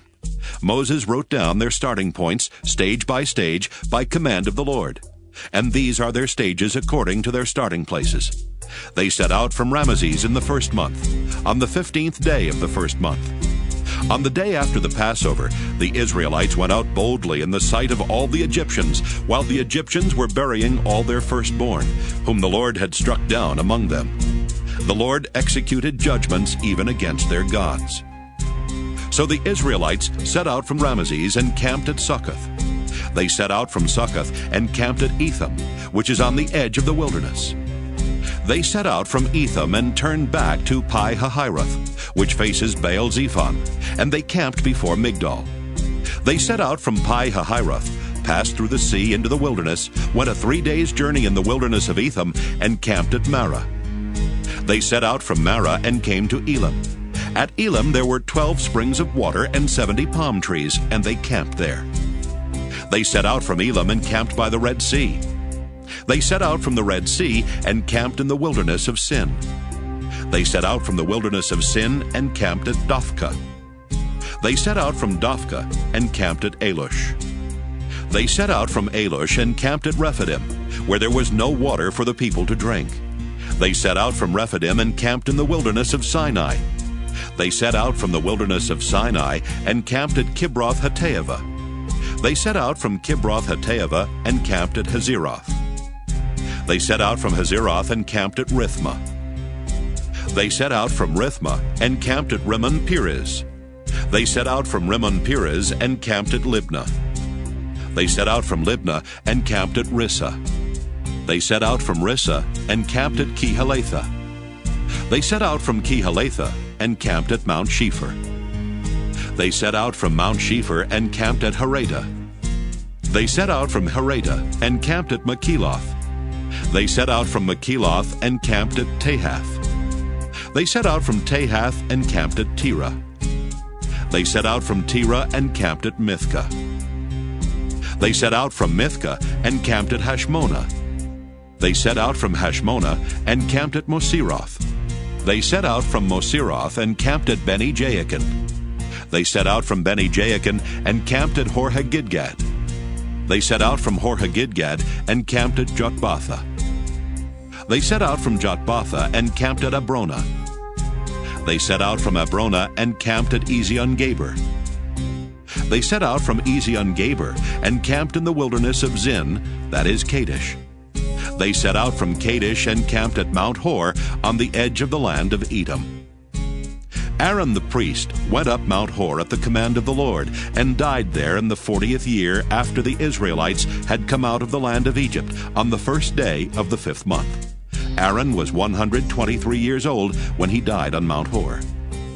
The Canaanite, the king of Arad, who lived in the Negev in the land of Canaan, heard of the coming of the Israelites. They set out from Mount Hor and camped at Zalmonah. They set out from Zalmonah and camped at Punon. They set out from Punon and camped at Oboth. They set out from Oboth and camped at Aya-Abarim, in the territory of Moab. They set out from Ayim and camped at Dibon-Gad. They set out from Dibon-Gad and camped at Almon-Diblathaim. They set out from Almon-Diblathaim and camped in the mountains of Abarim, before Nebo. They set out from the mountains of Abarim and camped in the plains of Moab by the Jordan at Jericho. They camped by the Jordan from Beth-Jeshimoth, as far as Abel-Shittim in the plains of Moab. In the plains of Moab by the Jordan at Jericho, the Lord spoke to Moses, saying, Speak to the Israelites and say to them, When you cross over the Jordan into the land of Canaan, you shall drive out all the inhabitants of the land from before you. Destroy all their figured stones, destroy all their cast images, and demolish all their high places. You shall take possession of the land and settle in it, for I have given you the land to possess. You shall apportion the land by lot according to your clans. To a large one you shall give a large inheritance, and to a small one you shall give a small inheritance. The inheritance shall belong to the person on whom the lot falls. According to your ancestral tribes you shall inherit. But if you do not drive out the inhabitants of the land from before you, then those whom you let remain shall be as barbs in your eyes and thorns in your sides. They shall trouble you in the land where you are settling, and I will do to you as I thought to do to them. Numbers 34.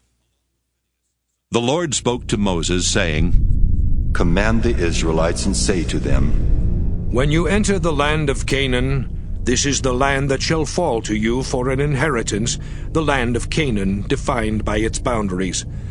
Your south sector shall extend from the wilderness of Zin along the side of Edom. Your southern boundary shall begin from the end of the Dead Sea on the east. Your boundary shall turn south of the ascent of Akrabim, and cross to Zin, and its outer limit shall be south of Kadesh Barnea. Then it shall go on to Hazer Adar, and cross to Asmon. The boundary shall turn from Asmon to the Wadi of Egypt, and its termination shall be at the sea. For the western boundary you shall have the great sea and its coast. This shall be your western boundary. This shall be your northern boundary. From the great sea you shall mark out your line to Mount Hor. From Mount Hor you shall mark it out to Lebo Hamath, and the outer limit of the boundary shall be at Zedad. Then the boundary shall extend to Ziphron, and its end shall be at Hazer Enan. This shall be your northern boundary. You shall mark out your eastern boundary from Hazer Enan to Shepham, and the boundary shall continue down from Shepham to Riblah on the east side of Ain. And the boundary shall go down and reach the eastern slope of the sea of Kinnereth. And the boundary shall go down to the Jordan, and its end shall be at the Dead Sea. This shall be your land with its boundaries all around.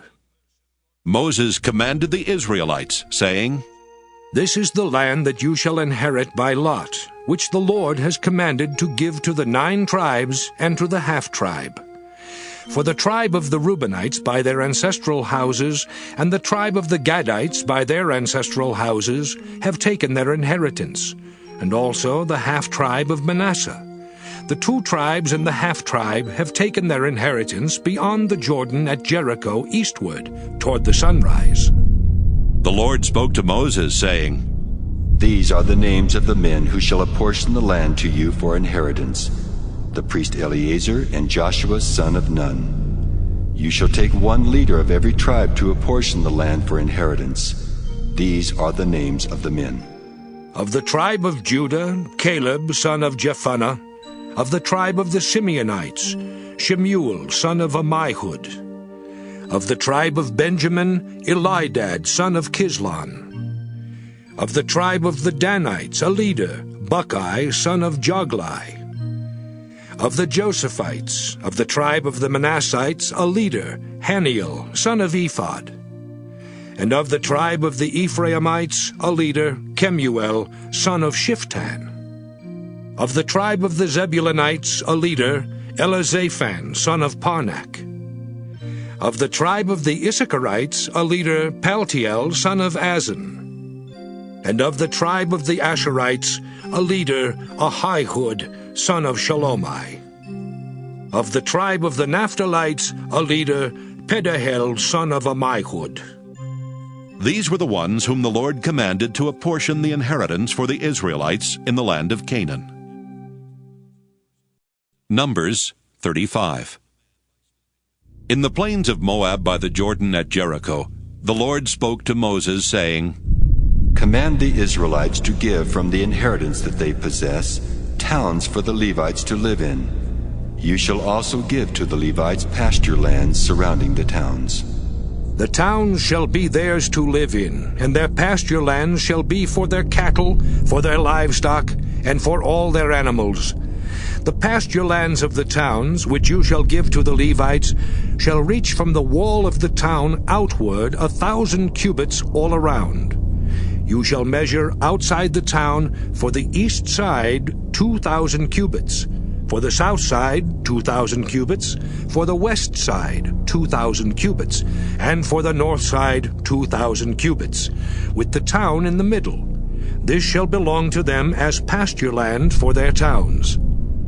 The towns that you give to the Levites shall include the 6 cities of refuge, where you shall permit a slayer to flee, and in addition to them you shall give 42 towns.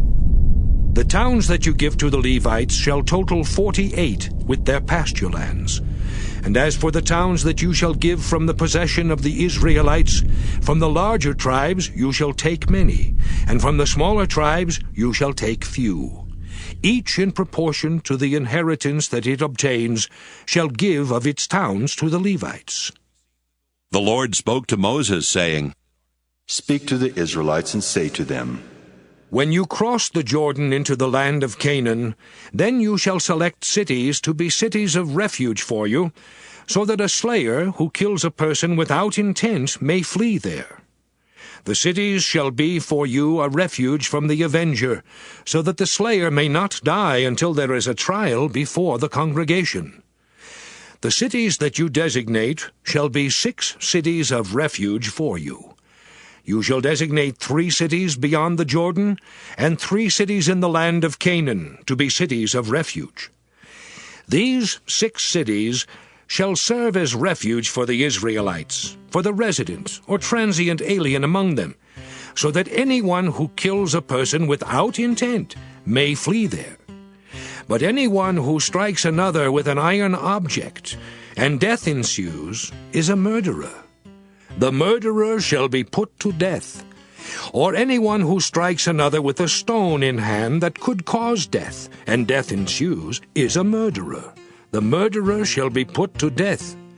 Or anyone who strikes another with a weapon of wood in hand that could cause death, and death ensues, is a murderer.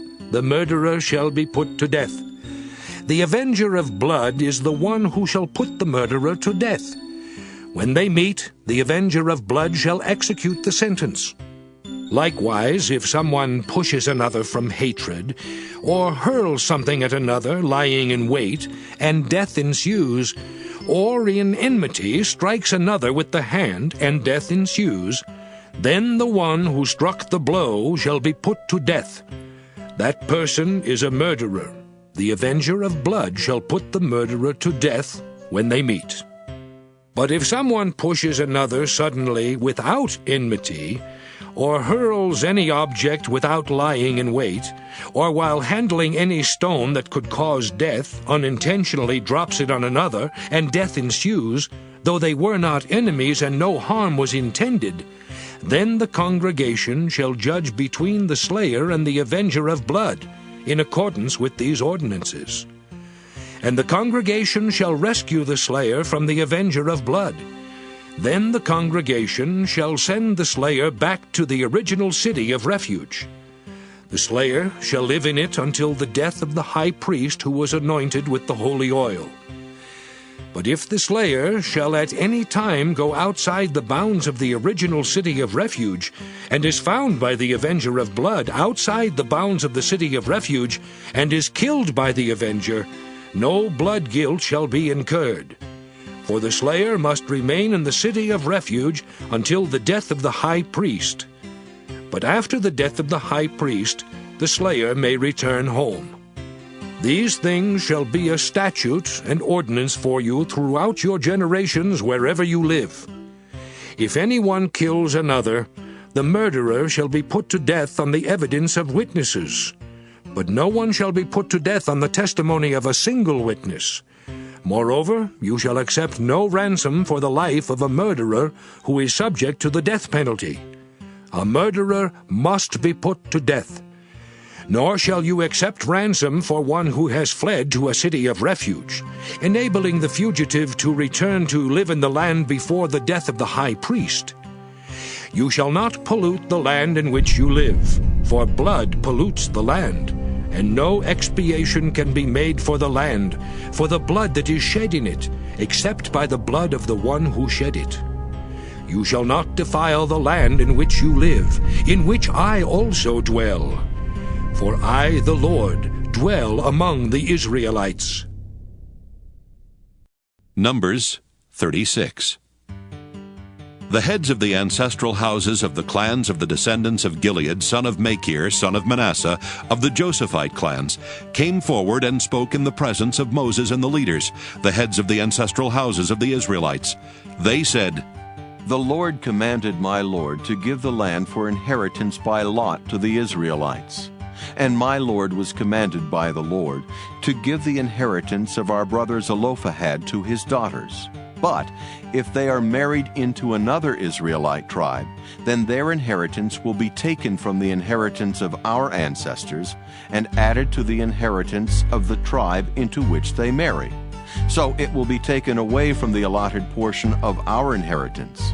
And when the Jubilee of the Israelites comes, then their inheritance will be added to the inheritance of the tribe into which they have married, and their inheritance will be taken from the inheritance of our ancestral tribe. Then Moses commanded the Israelites according to the word of the Lord, saying, The descendants of the tribe of Joseph are right in what they are saying. This is what the Lord commands concerning the daughters of Zelophehad. Let them marry whom they think best. Only it must be into a clan of their father's tribe that they are married, so that no inheritance of the Israelites shall be transferred from one tribe to another. For all Israelites shall retain the inheritance of their ancestral tribes.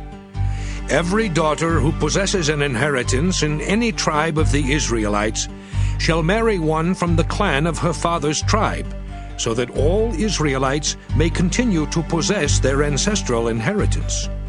No inheritance shall be transferred from one tribe to another, for each of the tribes of the Israelites shall retain its own inheritance. The daughters of Zelophehad did as the Lord had commanded Moses. Mahlah, Tirzah, Hoglah, Milcah, and Noah, the daughters of Zelophehad, married sons of their father's brothers. They were married into the clans of the descendants of Manasseh, son of Joseph, and their inheritance remained in the tribe of their father's clan. These are the commandments and the ordinances that the Lord commanded through Moses to the Israelites in the plains of Moab by the Jordan at Jericho.